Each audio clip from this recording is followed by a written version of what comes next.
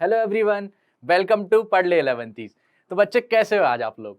बहुत बढ़िया, मस्ती से पढ़ाई कर रहे हो आप लोग। आपका नया चैप्टर तो वैसे ही चालू हो चुका है, आपके 2 लेक्चर्स ऑलरेडी जा चुके हैं और ये आज हमारा लास्ट लेक्चर होने वाला है। और आज आप और मैं पूरी दम लगा के पढ़ाई करेंगे, पूरी साथ में पूरा लेक्चर फिनिश करेंगे और हमको जल्द ही जल्द सिलेबस भी कंप्लीट करना है, राइट? तो चलिए, तो अभी तक हमने कहाँ तक पढ़ा था लास्ट लेक्चर में, बच्चा कोई बताएगा?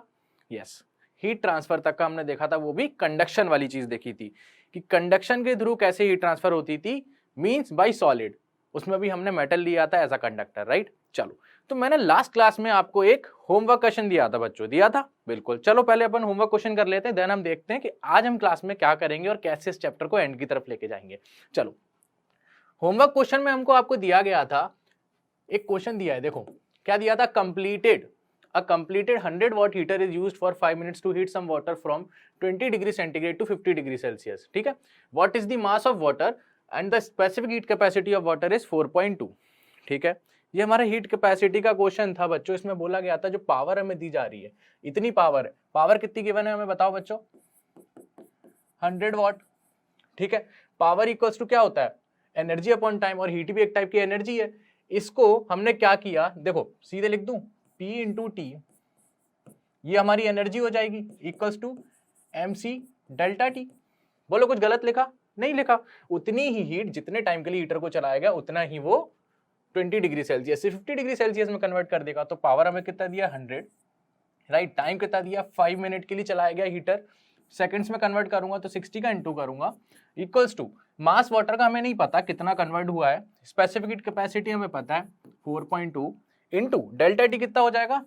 20 से 50 हुआ है, दैट मीन्स 30। बोलो सही है? 50 20 से 50 हुआ है तो कितना हुआ है? 30 का चेंज आया है। ठीक है, चलो आगे बढ़ते हैं। तो यहां से m की वैल्यू कितनी आ जाएगी, निकाल सकते हो आप लोग। देखो 30, ये 2 टाइम्स चला जाएगा, ये 10, ये 1000 हो गया, होल अपॉन 42, 4.2। तो m की वैल्यू कितनी आ जाएगी बच्चों? 10 की पावर 4 अपॉन 42। क्या आप इसे कैलकुलेट कर सकते हो? अब नॉर्मल है, डिवाइड वगैरह कर लेना, जो भी आंसर आएगा। हमें केवल एक मेथड देखना था कैसे हुआ, राइट? देखो पावर क्या होता है? एनर्जी अपॉन टाइम, या इसको आप बोल सकते हो dW/dt। कितना वर्क किया, कितने टाइम में, उसको पावर बोलते हैं, है ना? और जो वर्क किया वो उसकी एनर्जी के टर्म में सेव हो जाती है। और यहाँ पे हीट भी क्या है? एक टाइप की एनर्जी है ना? Non mechanical way of transfer of energy is heat, है ना? तो यहाँ पे P इंटू टी क्या हो गया? हमारा हीट हो गया, जो कि इस हीटर ने दिया। बोलो समझ आया? बिल्कुल अच्छे समझ आया। आगे बढ़े, अपनी क्लास में आगे बढ़ाएं। चलो, तो आज आप लोगों को बच्चों क्या देखना है क्लास में? आज हम लोग पढ़ने वाले हैं बच्चों सीरीज एंड पैरेलल कॉम्बिनेशन। किस चीज का बच्चों? याद करो, लास्ट क्लास में हमने कहाँ छोड़ा था? हीट पे छोड़ा था। कहाँ पे? हीट ट्रांसफर पे छोड़ा था। ठीक है, तो उसके सीरीज और पैरेलल कॉम्बिनेशन किसके? मेटल रॉड के, है ना? या मेटालिक रॉड बोल देते हैं इसे, मेटालिक रॉड। ठीक, उसके कॉम्बिनेशन के बारे में बात करेंगे। देन हम अपने न्यू टॉपिक पे आएंगे, जो कि है रेडिएशन। रेडिएशन भी एक टाइप का एक वे था किसका? हीट ट्रांसफर का, तो उसकी बात करेंगे। रेडिएशन में जैसे एंट्री करेंगे तो हम थ्योरी ऑफ एक्सचेंज की बात करेंगे। हमारा प्रीवॉस्ट भैया आएंगे, यहाँ पर अंकल जी आएंगे, प्रीवॉस्ट अंकल जी। चलो, इमिसिव एंड एब्जॉर्प्टिव पावर की बात करेंगे, फिर किरचॉफ्स लॉ ऑफ रेडिएशन देखेंगे, वीन्स डिस्प्लेसमेंट लॉ देखेंगे, स्टीफेंस बोल्ट्जमान लॉ देखेंगे, and at the end Newton's laws of cooling करेंगे। और जहां जहां इंपॉर्टेंट क्वेश्चन लगेंगे, जहां पर क्वेश्चन बताना जरूरी है जिससे कॉन्सेप्ट क्लियर हो, हम वो भी करते हुए चलेंगे। ठीक है, चलो बच्चों, आज आप लोग भी मेरा साथ दीजिए और मैं भी पूरी मेहनत करूंगा जिससे आज पूरा लेक्चर आपका कंप्लीट हो जाए, राइट? चलो, हम स्टार्ट करने वाले हैं बच्चों। चलो हम थोड़ा रिवीजन कर लेते हैं, हमने आखिरी में कहाँ छोड़ा था बच्चों। मेरे को जहां तक याद है, मैं आपको हीट करंट तक बता चुका था कि हीट करंट क्या होता है, जिसको अपन H से डिनोट करते थे। और हीट करंट कुछ नहीं होता था बच्चों, एक सिंपल सी चीज होती थी, क्या बोलते थे? Rate of flow of heat. इसी को हम क्या बोल देते? हीट करंट, है ना? H इक्वल्स टू क्या होता था हमारा? H इक्वल्स टू dQ/dt, है ना? या डायरेक्टली Q/T बोल दीजिए। कितने टाइम में कितना हीट फ्लो कर गया, उसको हम क्या बोलते थे? हमारी हीट करंट बोलते थे। करेक्ट है। और हमने क्या देखा था बच्चों, बताओ? H इक्वल्स टू, मैंने आपको बोला था ये चीज हमको याद रखनी है, KA delta T whole upon L। बोलो याद आया? बिल्कुल। एंड इसके बाद अगर हमसे हीट पूछे है तो आप डायरेक्ट निकाल सकते, कैसे? H equals to Q by T, H equals to Q by T. तो यहां से आप लिख दोगे Q by T is equals to K A delta T upon L. तो यहां से आपको हीट भी निकल के आ जाती थी। समझ आया? चलो, इसमें कोई समझने वाली बात नहीं है, लास्ट लेक्चर की बात थी, वही मैंने रिपीट करी जिससे आपको ध्यान आ जाए। चलो, तो लास्ट क्लास में हमने ये पढ़ा था, और ये किसके लिए आया था? एक कंडक्टर होता था ना, उसके लिए तो आया था बच्चों। अब ये चीज मत भूल जाना कि मैंने क्या बताया था। देखो कैसे आया था, यहाँ पे टेम्परेचर T1 है मान लो, यहाँ पे T2 है दूसरे एंड पे, उसकी लेंथ L है, अगर एक कंडक्टर है, मेटेलिक रॉड है, और इसका एक क्रॉस सेक्शनल एरिया A है, मतलब दोनों side cross sectional area A है, तो उसके लिए जो रेट ऑफ हीट आती है वो इतनी आती थी, राइट? कि ये हमारा क्या था? थर्मल कंडक्टिविटी था, इसकी थर्मल कंडक्टिविटी अगर K है, ठीक। चलो, इसके हम आज सीरीज और पैरेलल कॉम्बिनेशन करने वाले हैं बच्चों। उसके लिए सबसे इंपॉर्टेंट चीज है आपको कि आप इसको कंपैरिजन करके पढ़ें। कैसे? आपने 10th क्लास में बच्चों इलेक्ट्रिसिटी चैप्टर पढ़ा होगा, है ना? चलो मान लिया नहीं पढ़ा या ऊपर ऊपर से निकल गया, लेकिन आपको इतना तो आइडिया होगा कि सीरीज में रेजिस्टेंस ऐड हो जाते थे, डायरेक्ट सीरीज में रेजिस्टेंस ऐड हो जाते थे। इतना तो चलो किसी को भी याद रहेगा कि सीरीज की अगर बात कर रहे हैं तो आर इक्विवेलेंट क्या आता था? R1 plus R2। कब? जब सीरीज में ऐड होते थे। बोलो समझ आया? हाँ। और 1/R equivalent equals to 1/R1 plus 1/R2 होता था। ये कब की बात है बच्चों? जब पैरेलल की बात करते हैं, जब पैरेलल की बात करते थे हम लोग। रेजिस्टेंस के केस में बता रहा हूं, केवल इलेक्ट्रिसिटी। अब सुनो यहाँ पे कहानी, अब मैं यहाँ पे आपको पूरी एनालॉजी सेम कर दूंगा, पूरी। देखो सुनो, इलेक्ट्रिसिटी के केस में क्या होता था बच्चों? Electric current. देखो इलेक्ट्रिक करंट होता था कि नहीं, जिसको किससे डिनोट करते थे हम? आई से। चलो बहुत बढ़िया। यहां पर क्या है? Heat current. यहां पर क्या है? Heat current. इसको हम किससे डिनोट कर रहे हैं बच्चों? H से। बहुत बढ़िया। हीट करंट, अब इलेक्ट्रिक करंट आई, इसका मतलब क्या होता था? Current flow. मतलब फ्लो क्या करता था? चार्ज का फ्लो होता था। यहां पे क्या होता था? Flow of charge. बोलो सही है? चार्ज का फ्लो करता था, उसी वजह से करंट आता था। एंड यहां पे क्या फ्लो करता है बच्चों? Flow of heat. यहाँ पे हीट फ्लो करती है। बोलो सही बात है कि नहीं? बिल्कुल सही बात है। अच्छा सुनो, यहाँ पे करंट कब फ्लो करता था? जब there is a potential difference. Otherwise नहीं करता है। जब दो एंड के बीच में पोटेंशियल डिफरेंस होगा तभी करंट फ्लो करेगा, otherwise current will be zero. यहां पर बच्चों अगर टेम्परेचर डिफरेंस है तभी हीट फ्लो करती है, अदरवाइज नहीं करती है। हमने देखा था, बिल्कुल देखा था। चलो, तो इसके लिए अगर हम इसको कंबाइन करें तो कुछ ऐसा आता था, I equals to delta V upon R। बोलो ये चीज आती थी कि नहीं आती थी? बिल्कुल आती थी सर। तो अगर मैं इसकी रिलेशन की बात करूं H और T की, तो आपने अभी लास्ट में देखा है H equals to K delta T by L होता है। चलो लिख देता हूं। हम देखना चाहते हैं कि ये कैसे एक दूसरे से रिलेशन रखते हैं। चलो, ये I, ये H, ये डेल्टा T, ये डेल्टा V। तो मैं क्या इसको ऐसे लिख दूं बच्चों? Delta T upon L upon K। L upon K। क्या आपको ये टर्म और ये टर्म कंपेयर कर सकते हैं हम लोग? कर सकते हैं, बिल्कुल कर सकते हैं। क्या इस चीज को मैं रेजिस्टेंस नहीं बोल सकता? ये क्या है रेजिस्टेंस? जब करंट फ्लो होता था किसी पोटेंशियल डिफरेंस की वजह से, तो वहां पे एक रेजिस्टेंस आ जाता था जो कि करंट को रोकता था। सेम यहाँ पे L अपॉन के को अपन क्या बोल सकते हैं? RTH, थर्मल रेजिस्टेंस, जिसकी वैल्यू क्या होगी? L अपॉन के ए, वेयर RTH ये जो है वो क्या है बच्चों? Thermal resistance. बोलो समझ आया? बिल्कुल समझ आया होगा, थर्मल रेजिस्टेंस। अब सुनो बच्चों, एक चीज और, आपको अगर याद हो या नहीं याद हो कोई बात नहीं, मैं आपको बता देता हूं। आर को जब आर के फॉर्मूले की बात करते थे इलेक्ट्रिसिटी में, तो क्या होता था? वो रो एल अपॉन ए। काफी बच्चों को याद होगा, काफी बच्चों को पता होगा, होता था। देखो मिलाओ, यहाँ पर के कांस्टेंट, यहाँ पर रो कांस्टेंट, यहाँ पर एल कांस्टेंट, यहाँ पर ए कांस्टेंट, यहाँ पर भी ए कांस्टेंट, यहाँ पर भी एल कांस्टेंट। कांस्टेंट नहीं, यहाँ पर एल, यहाँ पर ए, यहाँ पर एल, यहाँ पर ए, और ये के और रो कांस्टेंट है। तो क्या ये चीज सिमिलर दिख रही है? क्या इन दोनों को हम सेम मान के बात कर सकते हैं? मतलब इसमें जो फॉर्मूलाज इसके आर इक्विवेलेंट जैसे निकालते थे सेम हम हीट के लिए यूज कर सकते हैं कि नहीं? बिल्कुल कर सकते, बिल्कुल कर सकते हैं। और अगर इस चीज को हम फॉलो करेंगे बच्चों तो ये मान लीजिए आपका आने वाले जो क्वेश्चंस हैं सीरीज कॉम्बिनेशन बहुत इजी हो जाएगा, बहुत। ठीक है, चलो अपन करते हैं सीरीज कॉम्बिनेशन की बात करते हैं। ठीक है, तो सबसे पहले मैं आपको एक चीज बता देता हूं बच्चों, नॉर्मल सी। देखो रेजिस्टेंस की केस की बात करते हैं सबसे पहले, रेजिस्टेंस की केस की। मान लीजिए अगर दो रेजिस्टेंस एक सीरीज में कनेक्ट हुए हैं, ठीक है, ये देखो मैंने सीरीज में कनेक्ट कर दिए, यहाँ पे वोल्टेज V है और इसकी रेजिस्टिविटी R1 है, इसकी R2। ठीक है, इसका रेजिस्टेंस R1 और R2। इसका मुझे क्या करना है कि इक्विवेलेंट रेजिस्टेंस बनाना है, इन दोनों को हटा के मुझे एक रेजिस्टेंस लगाना है। ठीक है, बैटरी सेम रहेगी और इसको कितना बोलूंगा, R इक्विवेलेंट, कुछ ना कुछ होगा जो इन दोनों का कुछ ना कुछ आएगा। ठीक है, चलो इस केस में हमें क्या पता होता था, देखो एक चीज और देखो, यहां से जो करंट फ्लो करेगा I, मान लो कैपिटल I कर रहा है, वो यहाँ से भी कैपिटल I करेगा, यहाँ से भी I गया होगा, इस बैटरी से I करंट अगर गया होगा तो यहाँ से भी I गया होगा, यहाँ से भी I और यहाँ से भी I, यहाँ से भी I।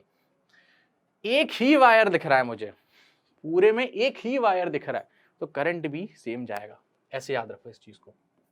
ठीक, चलो, और यहां से भी करंट कुछ आ ही गया होगा। ठीक है, ये R इक्विवेलेंट है। इस कंडीशन में जो R इक्विवेलेंट आता था, R इक्विवेलेंट वो क्या होता था बच्चों, R1 प्लस R2 होता था।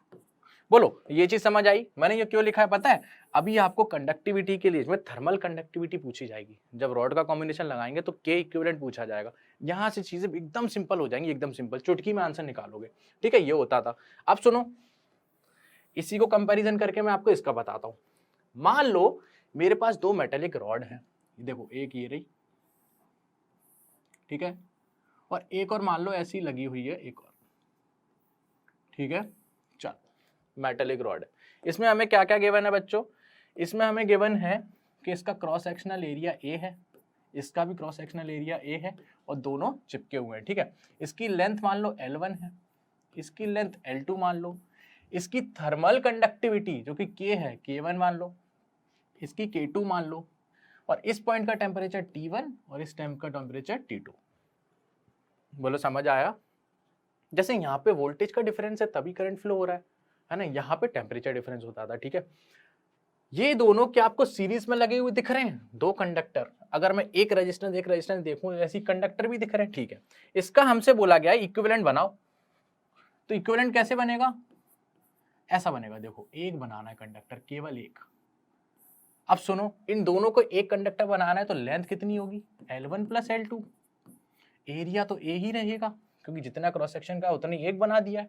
ठीक है, इसकी कंडक्टिविटी कुछ K इक्विवेलेंट हो जाएगी और temperature difference T1 and T2। बोलो समझ आया? आया? चलो अब सुनो, एनालॉजी क्यों समझाई थी, यहाँ पे तुरंत आप उठा के ज्यादा नहीं सोचोगे, R equivalent equals to R1 plus R2, series के लिए डायरेक्ट रेजिस्टेंस का ऐड हो जाता है।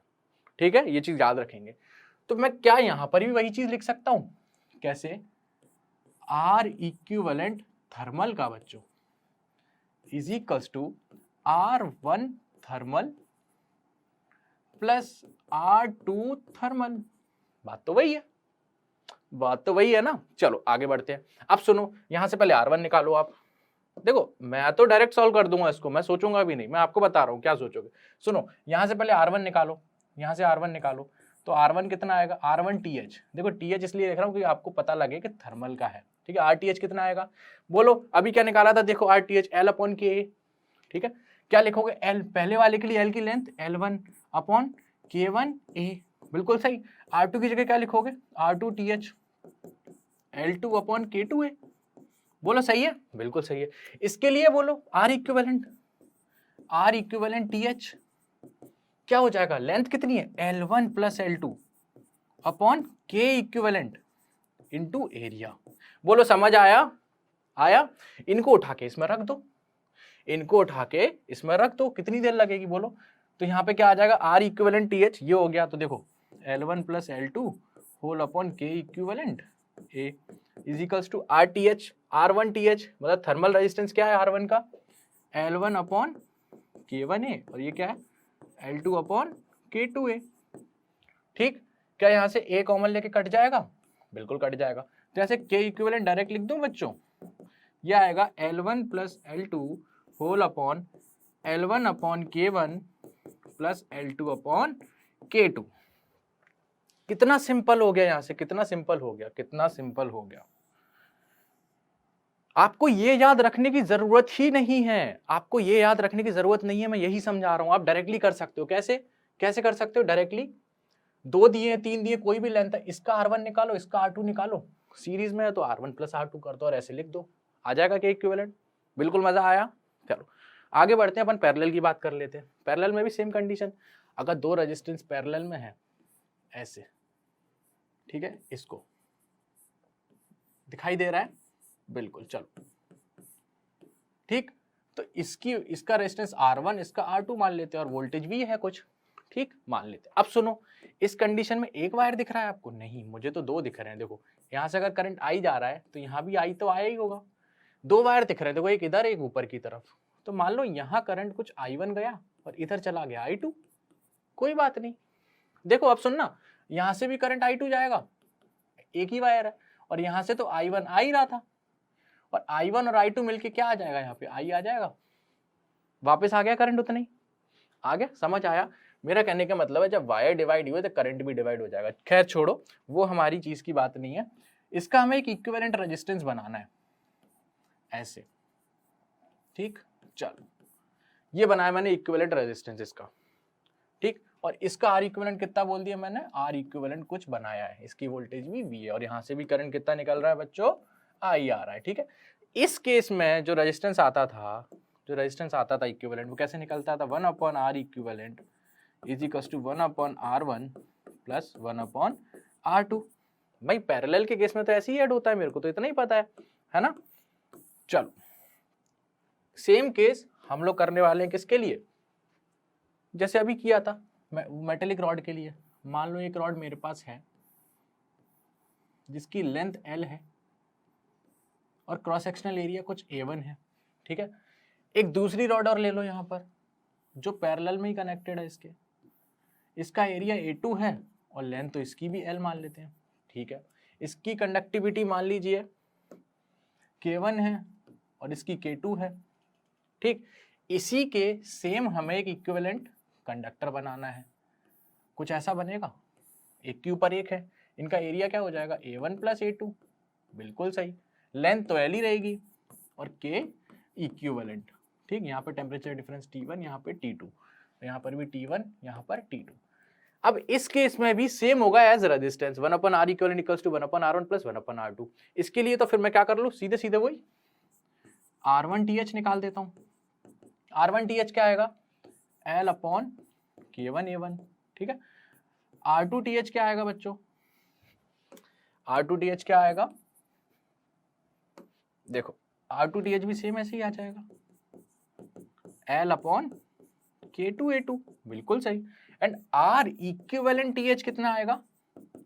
कितना आएगा? देखो लेंथ कितनी L ही है, K equivalent, okay, and area A1 plus A2। बोलो समझ आया? अब कुछ नहीं, इसकी वैल्यू उठा के इसमें रख दो, आपका आंसर आ जाएगा। देखो रख देते हैं हम। देखो R इक्विवेलेंट में अगर इसकी वैल्यू रखेंगे तो 1 upon L upon K equivalent A1 A2, तो इसको मैं डायरेक्ट लिखूं K equivalent A1 plus A2 whole upon L is equals to R1 की जगह ये रखा जाएगा तो आएगा K1A1 upon L plus K2A2 upon L। बोलो समझ आया? तो यहाँ से K इक्विवेलेंट की वैल्यू कितनी आ जाएगी? K1A1 plus K2A2 whole upon A1 plus A2।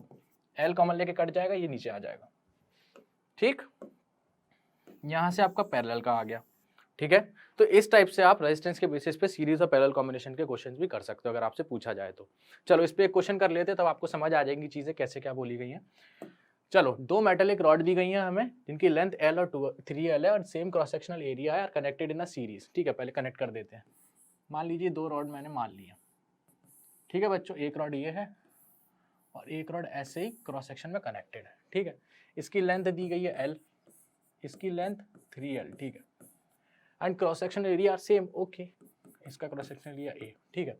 दोनों का सेम है, A सीरीज में कनेक्टेड है। उनकी थर्मल कंडक्टिविटी भी दे रखी है हमको K and 2K। respectively. The temperature at the two ends of the combination are 100 degree Celsius and 0 degree Celsius. हमसे पूछा गया टेम्परेचर बताओ जंक्शन का, इक्विवेलेंट रेजिस्टेंस बताओ and equivalent conductivity. Equivalent resistance मतलब आर इक्विवेलेंट पूछ रहा है वो थर्मल का, है ना, और कंडक्टिविटी का मतलब के इक्विवेलेंट पूछ रहा है। और टेम्परेचर जंक्शन का बच्चों ये पूछ रहा है, देखो ये पूछ रहा है, ये जंक्शन बनाया ना, दोनों को ज्वाइन किया है, तो इसका टेम्परेचर कुछ होगा, ये टेम्परेचर पूछ रहा है, ठीक है, ये टेम्परेचर पूछ रहा है।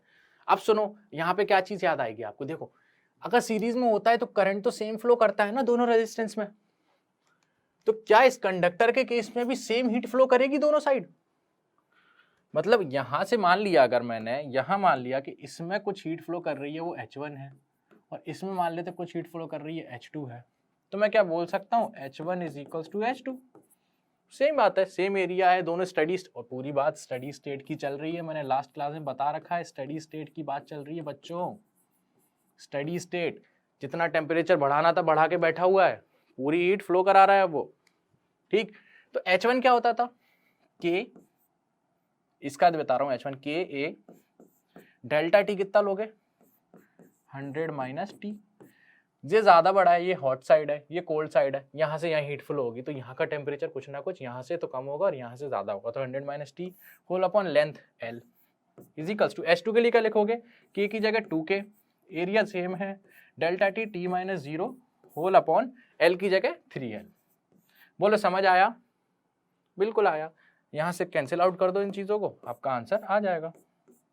बोलो क्या आएगा यहाँ से, 300 minus 3T is equals to 2T, ठीक है। तो यहाँ से T की वैल्यू क्या आ जाएगी अपॉन 5, 60 डिग्री सेल्सियस T की वैल्यू आ गई। K इक्विवेलेंट कैसे निकालोगे, सीरीज में क्या होता था, देखो जल्दी निकाल दूंगा मैं। R इक्विवेलेंट सीरीज का मुझे पता है क्या होता है, R1 प्लस R2 बच्चों, एंड R की वैल्यू क्या होती थी यहाँ पे देखो, L अपॉन K। बोलो सही है, बिल्कुल सही है, ठीक है। तो R इक्विवेलेंट की जगह क्या लिख दूंगा, L अपॉन K है। इसका इक्विवेलेंट रेजिस्टेंस क्या बनेगा, ऐसे ही कुछ बनेगा, देखो इतना तो आप समझ सकते हो ना। लेंथ कितनी हो जाएगी, या 4L, इक्विवेलेंट का K इक्विवेलेंट कुछ होगा, एरिया A ही रहेगा, टेम्परेचर डिफरेंस इसका 100 और इसका 0, ऐसा मैं इक्विवेलेंट बना दूंगा। तो R इक्विवेलेंट कितना आ जाएगा, length 4L upon K equivalent area A equals to R1 कितना आएगा बच्चों, R1 के लिए L लेंथ है अपॉन Ka, प्लस R2 के लिए क्या आएगा, L 3L upon Ka 2Ka। बोलो समझ आया? यहाँ से K इक्विवेलेंट आ जाएगा कि नहीं आ जाएगा, बिल्कुल आ जाएगा बच्चों। K इक्विवेलेंट निकाल दो यहाँ से जल्दी से, ये L से L कैंसिल कर दो, A से A निपटा दो, तो 4 upon K equivalent is equals to 1/K common लिया मैंने, तो ये 1 बचेगा, प्लस यहाँ से 1/K कॉमन 3/2 बचेगा, ये कितना हो जाएगा 5/2, तो 5/2K is equals to 4 upon K equivalent. तो K इक्विवेलेंट की वैल्यू कितनी आ जाएगी, 8K अपॉन 5, ठीक है, K इक्विवेलेंट आ गया। एंड R इक्विवेलेंट अपना ऑलरेडी आ चुका था, क्या हो जाएगा, दोनों का समेशन हो जाएगा, इन दोनों को सम कर दो, तो R इक्विवेलेंट कितना आ गया था, 3/2 प्लस 1/2 5/2, तो 5L अपॉन Ka, ये हमारा आ गया था इक्विवेलेंट रेजिस्टेंस। बोलो समझ आया? कर सकते हो ऐसे क्वेश्चन, इजी वे में हो जाएगा। चलो आगे बढ़ते हैं। एक क्वेश्चन मैं आपको देके जा रहा हूं, ये आपका होमवर्क क्वेश्चन है, आप खुद करोगे और खुद बताओगे इसका आंसर। कमेंट सेक्शन में इसका आंसर बताना, जिसका भी आंसर सही होगा मैं उसको कमेंट में रिप्लाई कर दूंगा, एंड जिसका आंसर गलत होगा उसका लाइक कर दूंगा, ठीक है, समझ जाना चीजों को। चलो बना देते हैं, मान लीजिए एक रॉड है, ठीक है, एक रॉड ये है, ठीक, और एक रॉड ये मान लीजिए आप, ग्रीन कलर की एक रॉड है ऐसे, ठीक है, चलो, एंड एक रॉड और मान लीजिए ऐसे व्हाइट कलर की। क्या सर पूरे कलर्स की रॉड बना रहे हो चलो ठीक है। तो यहाँ का टेम्परेचर मान लीजिए, यहाँ का टेम्परेचर आपका 80 डिग्री सेल्सियस है, यहाँ का मान लीजिए 90 डिग्री सेल्सियस है, यहाँ का 0 डिग्री सेल्सियस मान लो, ठीक है। चलो इसकी थर्मल कंडक्टिविटी K मान लो, इसकी 2K मान लो, इसकी 3K मान लो, इसकी लेंथ मान लो L है, इसकी 2L है, इसकी 3L है, ठीक है। हमसे पूछा क्या गया है, हमसे पूछा गया इस जंक्शन का, इस पॉइंट का टेम्परेचर, इस जंक्शन का टेम्परेचर, ये दिख रहा है ना रेड कलर बच्चों, देखो इस जंक्शन का टेम्परेचर पूछा गया है। ये दोनों तीनों रॉड को यहाँ कंबाइन किया गया है एकदम से मस्त, और यहाँ पर इसका टेम्परेचर पूछा गया है। ठीक है, एक चीज मैं बता देता हूँ आपको, शायद आपका सीधा सीधा बन जाए। एक हिंट दे देता हूँ, यहाँ टेम्परेचर ज्यादा, यहाँ कम, हीट ऐसे फ्लो होगी।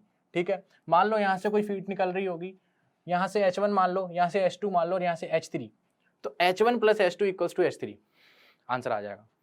अब आप लोग करोगे और मेरे को T की वैल्यू बताओगे कितनी आ रही है, यहाँ की टेम्परेचर की वैल्यू क्या होगी। ठीक है, ये आपका होमवर्क क्वेश्चन है। चलो अपन आगे बढ़ते हैं अपने क्वेश्चन, अपने चैप्टर की तरफ। लो भाई, अब आ गया रेडिएशन। अभी तक आप जो बात कर रहे थे वो कंडक्शन की बात कर रहे थे, मतलब एक टाइप का हीट का फ्लो होना, हीट का ट्रांसफर करना, राइट, कंडक्शन के थ्रू, मतलब सॉलिड के थ्रू। अब हम बात करेंगे बच्चों रेडिएशन। ये भी एक टाइप से हीट का ट्रांसफर ही करता है, बट कैसे, रेडिएशन के थ्रू। अब देखते हैं कैसे बच्चों। इसमें जो हीट का ट्रांसफर होता है ना, इसमें जो हीट का ट्रांसफर होता है ना, उसमें किसी मीडियम की जरूरत नहीं पड़ती। इसका जो ट्रांसफर हो रहा है वो हो रहा है विदाउट एनी मीडियम। जैसे कंडक्शन के केस में हम लोग क्या कर रहे थे, एक सॉलिड को ऐसा मीडियम ले रहे थे, एक तरफ से उसको हीट करते थे, दूसरी तरफ हीट ट्रांसफर हो जाती थी। रेडिएशन के केस में ऐसा कोई मीडियम नहीं है, ऐसा कोई मीडियम नहीं है, फिर भी हीट का ट्रांसफर हो जाता है। तो आप लोग बोलोगे सर ऐसे कैसे हो रहा है, जब कोई मीडियम नहीं है तो हीट कैसे ट्रांसफर हो रही है। बिल्कुल सही बात है बच्चों, ये होता है बच्चों इलेक्ट्रोमैग्नेटिक वेव के फॉर्म में, इलेक्ट्रोमैग्नेटिक वेव्स।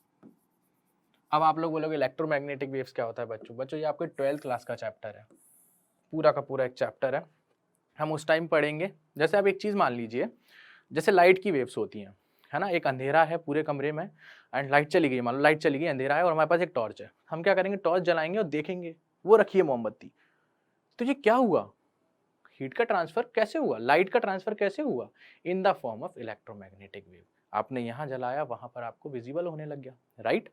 समझ आया चीजें, बिल्कुल सही। चलो, ये चीज जैसी आपको समझ आती है तो इसी सेम चीज में बच्चों हीट की भी वेव्स होती हैं।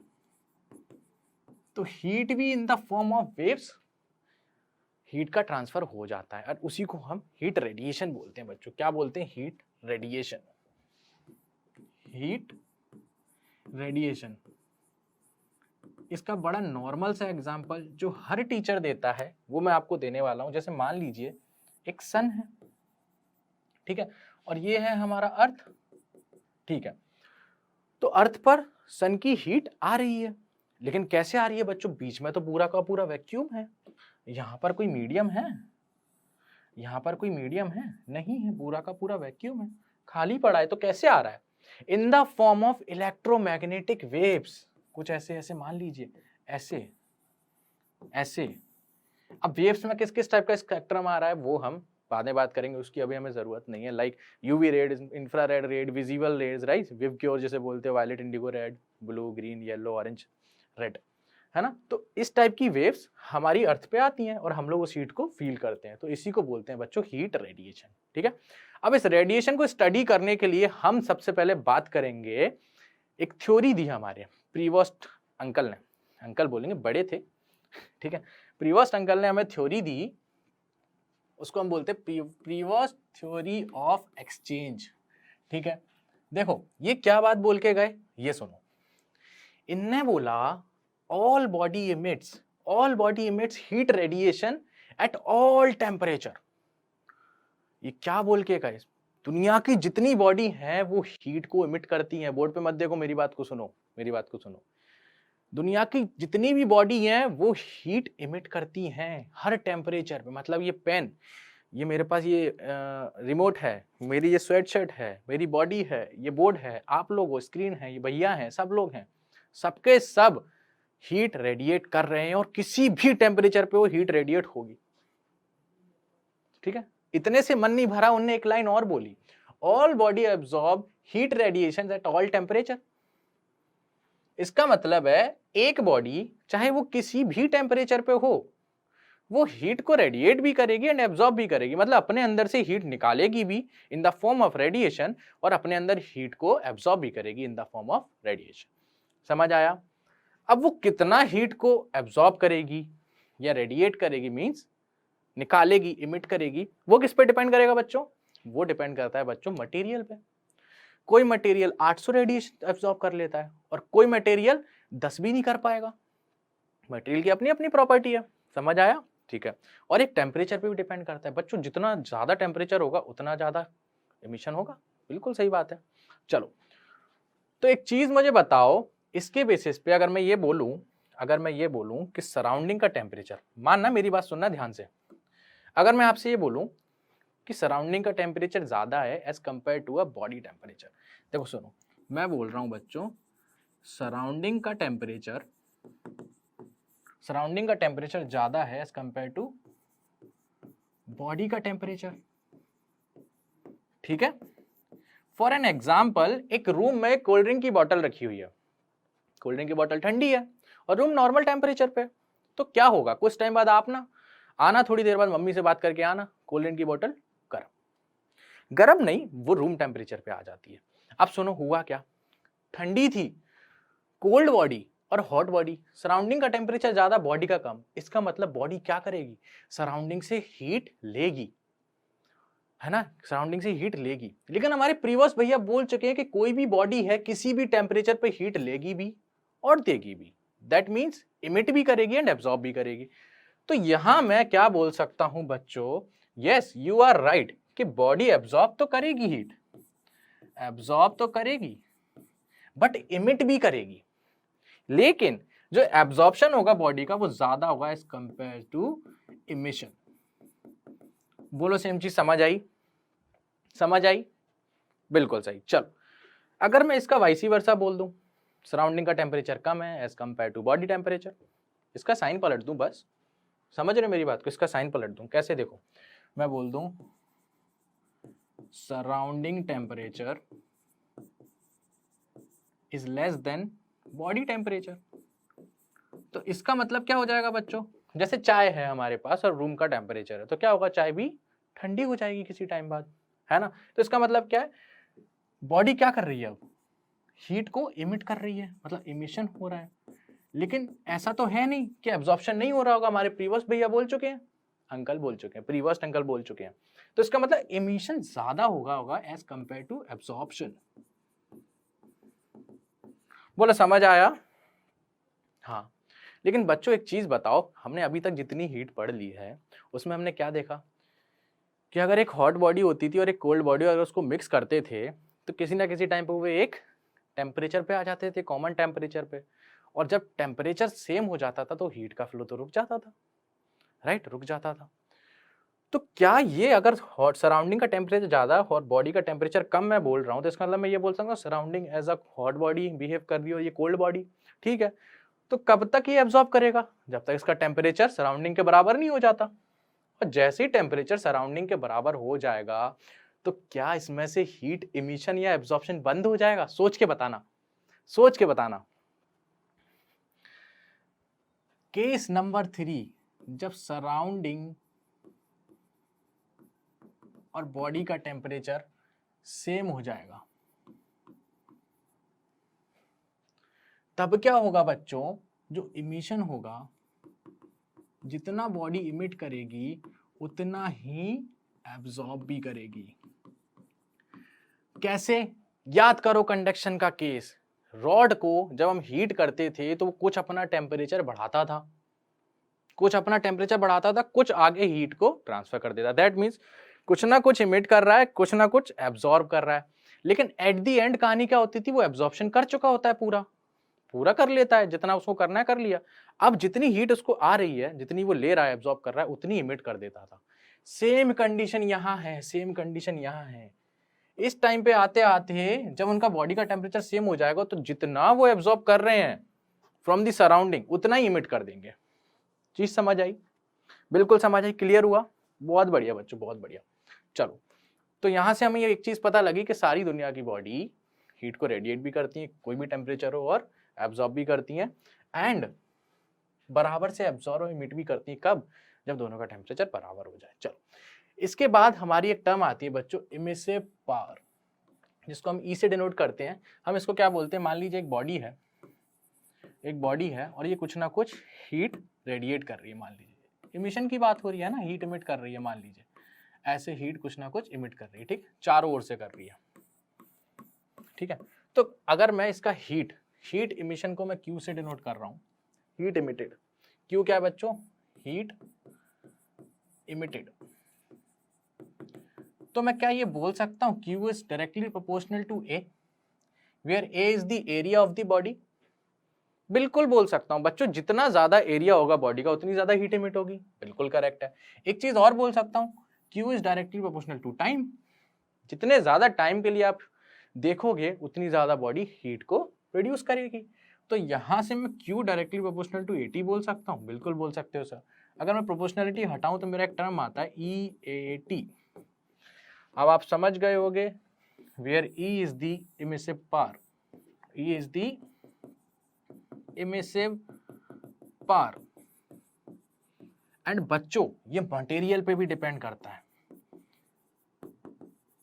अगर मान लो दो मटेरियल है मेरे पास, दो बॉडी है, एक बॉडी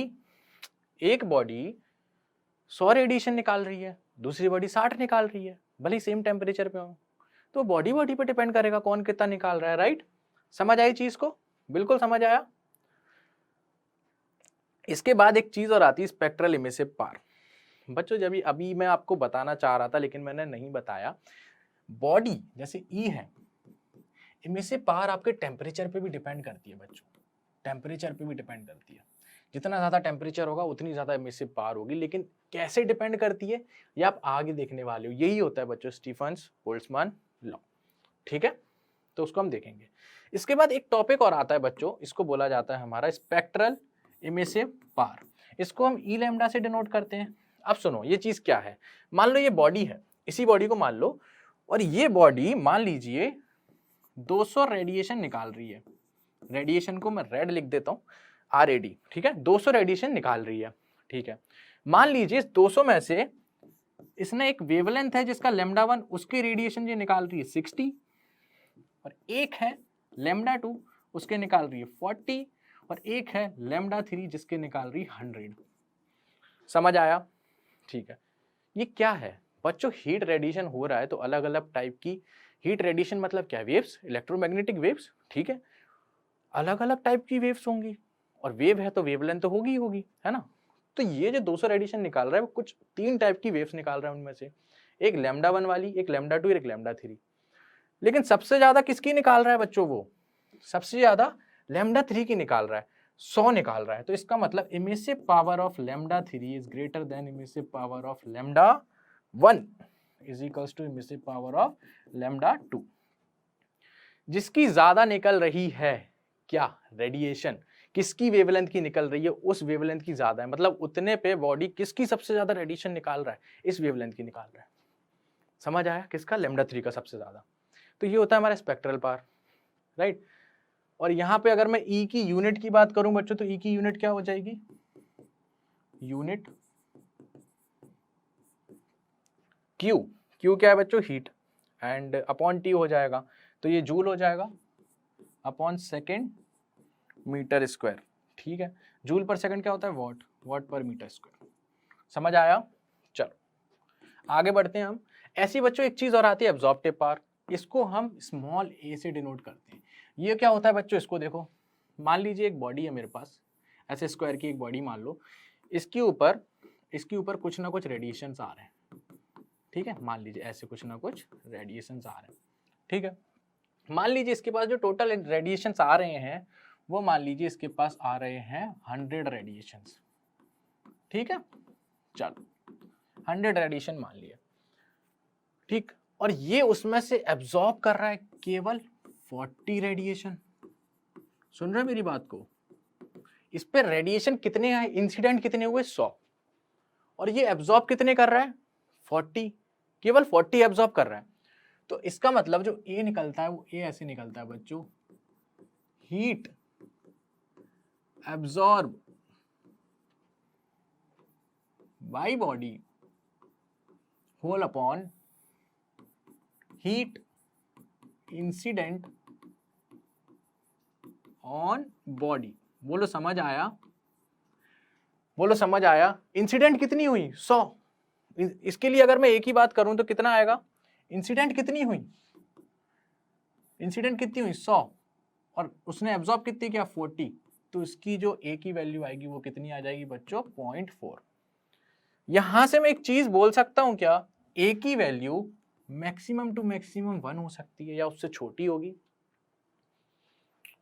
या क्या करेगा, देखो 100 रेडिएशंस आ रहे हैं, या तो 100 के 100 एब्जॉर्ब कर लेगा, राइट, या तो 100 के 100 रेडिएशंस एब्जॉर्ब कर लेगा, 100 के 100 रेडिएशंस एब्जॉर्ब नहीं करेगा, जितने रेडिएशंस आ रहे हैं मतलब 100 रेडिएशंस आ रहे हैं, या तो वो पूरे के पूरे एब्जॉर्ब कर लेगा, उससे ज्यादा कर सकता है नहीं करेगा, 100 के 100 भी कर लेगा तो 100/100 1 हो जाएगा। इस चीज को बच्चों क्या बोलते हैं, परफेक्ट एब्जॉर्बर, पूरा का पूरा एब्जॉर्ब कर लिया। बच्चों इसको ये भी आगे आप पढ़ने वाले हो, ब्लैक बॉडी के लिए ए की वैल्यू 1 होती है, ठीक है।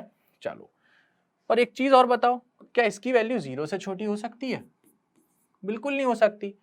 यहां पर जो मान लो 100 रेडिएशंस आ रहे हैं और उसने एक भी एब्जॉर्ब नहीं किया, दैट मींस उसने सारे के सारे रिफ्लेक्ट कर दिए। तो अगर सारे के सारे रिफ्लेक्ट कर दिए तो एब्जॉर्ब 0, देखो सारे के सारे रिफ्लेक्ट कर दिए तो एब्जॉर्ब 0/100, तो वैल्यू क्या आ जाएगी 0। समझ आया समझ, बिल्कुल सही। अब सुनो बच्चों, एक चीज हमेशा याद रखना, देखो यहाँ कंफ्यूज होते हैं बच्चे, एक होता है बच्चों इमिशन, बता रहा हूं आपको, समझ लो इस चीज को, जरूरी है, नहीं तो ब्लैक बॉडी में आप कंफ्यूज हो जाओगे, देन आप बोलोगे सर क्या चल रहा है।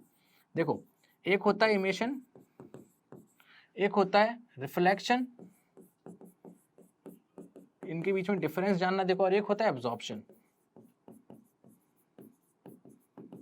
सुनो मेरी बात, मैंने क्या बोला, देखो एब्जॉर्प्शन तो सबको पता है कि कुछ ना कुछ रेडिएशन आ रहा है उसको वो एब्जॉर्ब कर रहा है, ठीक है, तो एब्जॉर्प्शन की बात हो गई हमारी, एब्जॉर्प्शन हमने कर दिया। चलो अब एक चीज बताना, रिफ्लेक्शन क्या है, रिफ्लेक्शन बच्चों वो है जो इंसिडेंट रे उसके पास आ रही हैं उनको वो अपने अंदर नहीं ले रहा, एब्जॉर्ब नहीं कर रहा है, उनको वापस टाटा बोल देता है, वो टाटा जाओ, उसको रिफ्लेक्शन बोलते हैं। तो रिफ्लेक्शन वाली जो रेज होती है, रेडिएशन होती है, जिसको वो रिफ्लेक्ट कर देता है, इसका मतलब उसने उसको एब्जॉर्ब किया ही नहीं, उसके पास आ रही थी एब्जॉर्ब होने, उसने वापस भेज दिया, समझे, बिल्कुल सही। इमिशन क्या, इमिशन जो ऑलरेडी एब्जॉर्ब करके बैठा है, अगर हम टेम्परेचर बढ़ाएं या कुछ भी ऐसी कोई चीज करें जिससे वो अंदर के रेडिएशंस को निकाले, उसको इमिशन बोलते हैं। तो आज के बाद रिफ्लेक्शन और इमिशन में कंफ्यूज मत रहना, ठीक है। चलो आगे बढ़ते हैं। इसके बाद एक चीज और आती है इसमें, स्पेक्ट्रल एब्जॉर्प्टिव पावर। अब ये क्या होती है सर, स्पेक्ट्रल एब्जॉर्प्टिव पावर, कोई बात नहीं, सेम होती है, जैसे अभी आपने यहां देखा था पीछे, उसमें क्या था, ई लैम्डा था, यहाँ पर ए लैम्डा आ जाएगा। अब सुनो ये क्या होता है, जैसे मानिए मेरे पास भी सब कुछ ब्लैक ही है, मैं आपको कैसे बताऊं, जैसे मानिए ये इमिशन लिखा हुआ है, येलो कलर का लिखा हुआ है, ठीक है, या मेरे पास येलो कलर है, ठीक है, मान लीजिए, चलिए, तो यहां पर जो आपको येलो कलर दिख रहा है ना, लिखा हुआ इमिशन, ठीक, इसके पास हर टाइप की रेज आ रही होंगी, है ना, विजिबल रेज। जैसे मान लीजिए विबग्योर है, विबग्योर समझते हो ना, VIBGYOR violet, indigo, blue, green, yellow, red, ठीक है, हमने मान ली ये कलर्स इसके पास आ रहे हैं, इसमें से ये येलो कलर क्या कर रहा है, मान लीजिए ये बॉक्स है मेरे पास, ये लो, और इसको मैंने ऐसे येलो कलर से फिल कर दिया, ठीक है, समझ आया मैंने क्या किया है, बिल्कुल अच्छे से, ठीक है। चलो पूरा नहीं होगा लेकिन मान के चलो ये वैक्स पूरा मेरा येलो कलर का है, ठीक है। अब सुनो, ये येलो कलर का जो बॉक्स है, इसके ऊपर सारी रेज आ रही होंगी, इसने सारी की सारी एब्जॉर्ब कर ली, लेकिन छोड़ा किसको, केवल ग्रीन को, सॉरी केवल येलो को छोड़ा, केवल येलो का ये रहा, मतलब इसने सारी की सारी एब्जॉर्ब कर ली, केवल येलो को एब्जॉर्ब नहीं किया, उसने रिफ्लेक्ट कर दिया, और जो रिफ्लेक्ट किया वही हमें दिखाई दे रहा है, वही कलर हमें दिखाई दे रहा है, येलो, समझ आया। तो एब्जॉर्प्टिव पावर हर वेवलेंथ की अलग अलग होती है ना। अगर मैं येलो की बात करूं यहाँ पे तो येलो पूरा का पूरा रिफ्लेक्ट कर दिया, तो यहाँ पे एब्जॉर्प्टिव पावर इसकी क्या होगी, येलो वेवलेंथ की अगर मैं पूछूं, absorptive power of yellow wavelength, yellow वाले की बात करूं किसकी, येलो, तो आप क्या बोलोगे, येलो को इसने एब्जॉर्ब किया नहीं किया, 0, सारी की सारी रिफ्लेक्ट कर दी, तो 0 अपॉन इंसिडेंट कुछ भी हुई मान लो x इंसिडेंट हुई है, तो वैल्यू 0 आ गई। और यही अगर मैं ब्लू की बात कर लूं, ए लैम्डा ब्लू की, तो हाँ ब्लू कलर हमको नहीं दिख रहा, मतलब ब्लू की जितनी रेज आई होंगी उसने एब्जॉर्ब कर लिया। तो यहाँ पे क्या बोल सकते हैं, सारी की सारी ब्लू एब्जॉर्ब कर ली, होल अपॉन जितनी की जितनी, मतलब मान लो एक्स ब्लू आई तो एक्स की एक्स ब्लू उसने कर ली, तो कितना हो गया, 1 हो गया। इस टाइप से आप उसको समझ सकते हैं। ठीक, समझ आया? चलो आगे बढ़ते हैं। इतने कॉन्सेप्ट को लेने के बाद अब हम स्विच करेंगे बच्चों ब्लैक बॉडी रेडिएशन पे। बहुत मजेदार टॉपिक है, आज इसको आपकी जहन में डालेंगे बिल्कुल, कि सोते गाते उठते जब भी आपसे कोई पूछ ले कि बताओ ब्लैक बॉडी क्या है और इसका बिहेवियर क्या होता है, तुरंत उठ के आंसर दोगे आप लोग। ठीक, चलो इस टाइप से हम पढ़ेंगे। तो बच्चों हम क्या पढ़ने वाले हैं, ब्लैक बॉडी रेडिएशन। अभी ये भी देखेंगे इसका नाम ब्लैक बॉडी क्यों पड़ा, इसका नाम ब्लैक बॉडी क्यों पड़ा। तो सबसे पहले इसकी डेफिनेशन देखते हैं कि होता क्या। आ जाओ। ब्लैक बॉडी हमसे बोलता है it is a type of body which absorbs all radiations falling on it at any temperature and at any incident angle. ऐसी बॉडी है बच्चों, ये ऐसी बॉडी है जिसके ऊपर चाहे कितने भी रेडिएशंस गिरे, चाहे किसी भी टेम्परेचर से रेडिएशन गिरे, ये सारे रेडिएशंस को क्या कर लेता है, एब्जॉर्ब कर लेता है। सारे रेडिएशंस को एब्जॉर्ब कर लेता है, मतलब किसी भी एंगल से गिरे, किसी भी रेडिएशन की ले रहे, किसी भी रेडिएशन की हीट आए, सब कुछ एब्जॉर्ब कर लेता है। ये ऐसा डब्बा है एक ब्लैक बॉडी। ठीक है, अब सुनो इसका नाम ब्लैक क्यों बना। देखो सारी की सारी ये अगर एब्जॉर्ब कर रहा है तो कुछ रिफ्लेक्ट कर रहा है, नहीं कर रहा, रिफ्लेक्शन इसका 0 है। देखो ध्यान रखना, अभी मैंने आपको इमिशन और रिफ्लेक्शन का डिफरेंस दिखाया, तो इसका अगर कोई रिफ्लेक्शन की बात करे कि बताओ ये रिफ्लेक्शन कितना करता है, तो इसका रिफ्लेक्शन हो गया 0 सॉरी, रिफ्लेक्शन हो गया 0। अब सुनो इसका नाम ब्लैक क्यों पड़ा ये बताओ मुझे। सिंपल सी बात है, देखो जल्दी देख लेंगे। ब्लैक इसलिए पड़ा बच्चों, जो ब्लैक कलर होता है, ब्लैक कलर जो होता है हमारा, वो क्या होता है बच्चों, बहुत अच्छा एब्जॉर्बर होता है। तो यहाँ लिखेंगे गुड एब्जॉर्बर। बोलो सही है, बिल्कुल सही है सर, गुड एब्जॉर्बर होता है, बहुत अच्छा एब्जॉर्बर होता है। जैसे ये ब्लैक कलर है, अगर मैं इसको पहन के धूप में चला जाऊं, सर्दी का टाइम है, तो मैं क्या बोलूंगा, वाह कितना मजा आ रहा है, आज गरम गरम फील हो रहा है। और अगर यही गर्मी में पहन जाना तो पता है क्या होगा कुछ नहीं होगा, पसीने छूट जाएंगे, है ना। तो ब्लैक कलर क्या करता है ना बच्चों, सारी रेडिएशंस को एब्जॉर्ब करता है। ब्लैक कलर की अगर हम जैसे मान लीजिए एक हम बॉक्स बना दें, या एक कोई बॉक्स ले लें नॉर्मल सा, राइट, ऐसे हम कुछ बना देते हैं एक बॉक्स, एंड इसको मैं क्या करूं, ब्लैक कलर से कोटिंग कर दूं इसको क्या करूं, देखो ब्लैक कलर मैंने ले लिया है पेन में, हो रहा है तो देखते हैं, देखो हो रहा है, मुझे तो फील आ रहा है बच्चों। ठीक है, मान लो इसको ब्लैक कलर से मैंने कोट कर दिया है, पूरा का पूरा कोट कर दिया इसको ब्लैक कलर से। अब क्या होगा मुझे बताओ, इसको पूरा का पूरा कोट कर दिया ना, तो उसके बाद जब इसकी ए की वैल्यू निकाली गई तो वो कितनी आ रही थी पता है, 0.9 के आसपास आ रही थी, 0.9। अब सुनो माइक्रोस्कोपिक लेवल की बात होती है कोटिंग, कहीं ना कहीं से कुछ ना कुछ, अरे वेवलेंथ, रेडिएशन वेवलेंथ की बात हो रही बच्चों, 10⁻⁻⁶ नैनोमीटर में बातें होती हैं बच्चों। तो कहीं ना कहीं से तो कुछ ना कुछ तो जगह बची होगी जहां से रेडिएशन हो रहा होगा, समझ रहे हो, जहां से वो एब्जॉर्ब कर ही रहा होगा। और वो भी अगर बिल्कुल हल्की से कोटिंग करते चले गए तो मैक्सिमम टू मैक्सिमम 0.95 के आसपास इसमें एब्जॉर्प्शन इतना आ जाता है।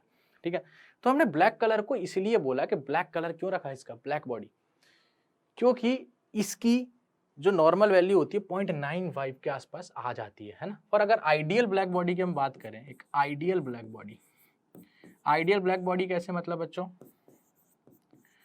मतलब इसको हम मान के पढ़ाई करते हैं बट रियलिटी में 0.95 के आसपास मिलती है। आइडियल ब्लैक बॉडी के लिए हम ए की वैल्यू 1 मान के चलते हैं, इसकी हम स्टडी करते हैं। ठीक, चलो तो ब्लैक कलर इसी वजह से नाम पड़ा उसका, क्योंकि ब्लैक बहुत अच्छा एब्जॉर्बर होता है। अब सुनो सारी कहानी बंद। अब मैं आपसे एक चीज बोलूंगा बच्चों, ब्लैक बॉडी के पास 2 टाइप के कलर्स होते हैं, वो हमेशा 2 टाइप के कलर्स दिखाता है। ठीक है, मैं ऐसा नहीं बोलूंगा ब्लैक बॉडी का कलर ब्लैक होता है, ब्लैक बॉडी का कलर कुछ भी हो सकता है, कुछ भी, लेकिन हाँ वो 2 टाइप के कलर शो करता है। अब कैसे करता है सुनो, आपने बल्ब देखा होगा, सबने देखा है यार, मैंने भी देखा, एलईडी आ गई है वो छोड़िए, पुराने टाइम का बल्ब है ना, जिसमें फिलामेंट होता था, येलो कलर की लाइट जलती थी, देखा है सबने, देखा है ना। हाँ, तो जब हम बाजार से खरीद के लाते थे तो उसमें नॉर्मल सिल्वर या ब्लैक कलर की लाइन दिखती थी फिलामेंट के अंदर, है ना, ऐसे ऐसे और ऐसे, ठीक है, चलो बढ़िया। लेकिन जब उसको पापा ऊपर लगा देते थे और बोलते थे ऑन करो, ऑन करते थे तो सीधा येलो, अंदर का जो फिलामेंट था उसका कलर क्या दिखता था, येलो या ऑरेंज कुछ ही बोलो, लाइक उस टाइप का कलर दिखने लगता था। ये क्या हुआ, ये क्या हुआ, ये क्या हुआ? इसी को ब्लैक बॉडी बोलते हैं बच्चों। ब्लैक बॉडी का दो टाइप के कलर होते हैं जो किसकी वजह से आते हैं, किसकी वजह से आते हैं। ये बॉडी है, मान लो ब्लैक बॉडी है, ये ब्लैक बॉडी है, ये ब्लैक कलर जो इस बॉक्स के अंदर है, ब्लैक कलर फिल किया हुआ है इस बॉडी पे। इसके दो टाइप के कलर होते हैं, एक रिफ्लेक्शन की वजह से आता है और एक इमिशन की वजह से आता है। अब सुनते जाना, देखो मैंने अभी डिफरेंस बताया था इससे पहले, रिफ्लेक्शन और इमिशन, अब आएगी वो चीज जरूर। देखो हाँ, अगर मैं रिफ्लेक्शन की बात करूं, मान लो रूम टेम्परेचर, अभी इस रूम का जो टेम्परेचर है उसी टेम्परेचर में मेरी ब्लैक बॉडी रखी हुई है, तो जितना वो उस टाइम क्या करेगा, सब कुछ एब्जॉर्ब करता चला जाएगा जो भी रेडिएशन, और सब कुछ एब्जॉर्ब करेगा मींस गुड एब्जॉर्बर, मतलब ब्लैक कलर। तब आपको कोई कलर नहीं दिखेगा, क्योंकि जिस टाइम पे सराउंडिंग का टेम्परेचर जो है वो इसका है, तो ये पूरा का पूरा एब्जॉर्ब कर रहा है, यही तो डेफिनेशन बोल रही है। और जब सब कुछ एब्जॉर्ब कर रहा है, किसी चीज को भी रिफ्लेक्ट नहीं कर रहा है, इसका रिफ्लेक्शन 0 है, तो हमें कलर क्या दिखेगा, ब्लैक। समझ आया, ब्लैक दिखा, कोई कुछ भी रिफ्लेक्ट नहीं कर रहा है। अब सुनो, अब अगर मैं इस बॉडी को हीट कर दूं बच्चों, हीट किसी टेम्परेचर, मान लो T1 कोई टेम्परेचर है, उसमें मैंने इसको हीट कर दिया, उस टाइम पे ये yellow colour, red colour, blue colour, कुछ भी एक कलर दिखा सकता है, कुछ भी एक कलर। मान लो मैंने इसको कोई T1 टेम्परेचर तक हीट किया, इसको मैंने हीट किया, इसको मैंने हीट किया T1 टेम्परेचर तक, तो मान लो इसने ग्रीन कलर शो कर दिया, ग्रीन दिखने लगा। मैंने टेम्परेचर और बढ़ाया, मैंने इसका टेम्परेचर और बढ़ाया और T2 कर दिया जो कि ग्रेटर देन T1 है, मान लो इसका कलर रेड हो गया। ब्लैक बॉडी के तो ग्रीन कलर भी दिख रहा है, रेड भी और ब्लैक भी, लेकिन कोई बोले ब्लैक कलर है मत बोलना। हाँ, ब्लैक कलर बोलना उसको कि ब्लैक बॉडी का ब्लैक कलर होता है, लेकिन कब, जब वो टेम्परेचर नॉर्मल पे हो, कुछ भी इमिशन नहीं कर रहा है, अभी केवल एब्जॉर्प्शन कर रहा है, कुछ भी रिफ्लेक्ट नहीं कर रहा है। जब रिफ्लेक्शन की बात करो तो 0 reflection, that means black in colour.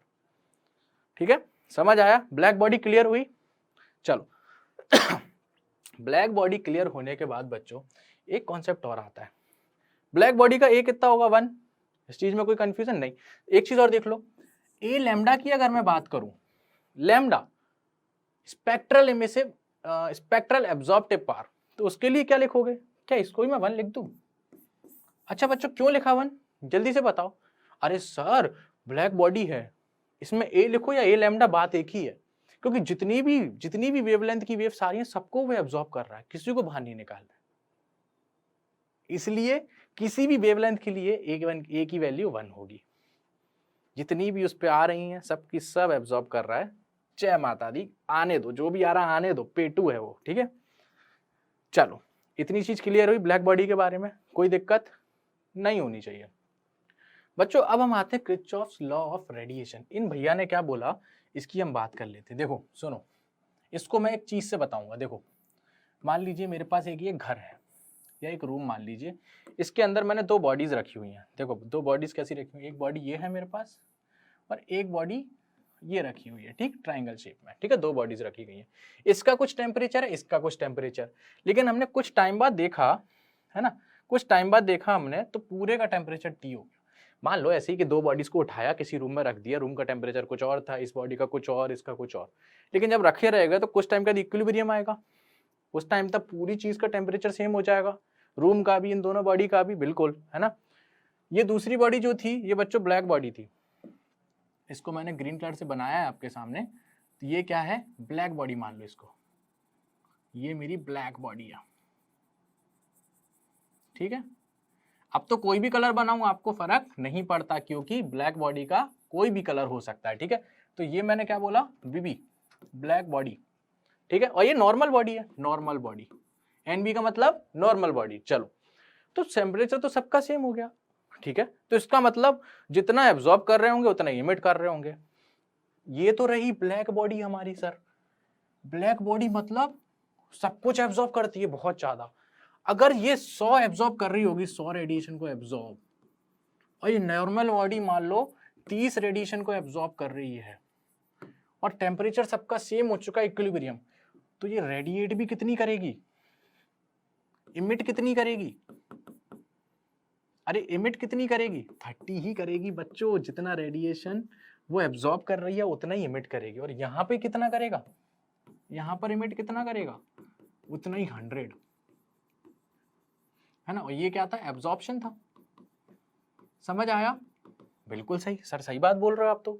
हाँ, तो क्या मैं यहां से एक चीज बोल सकता हूं, जो बॉडी जितना ज्यादा एब्जॉर्ब करती है उतना ही अच्छे से इमिट भी करती है।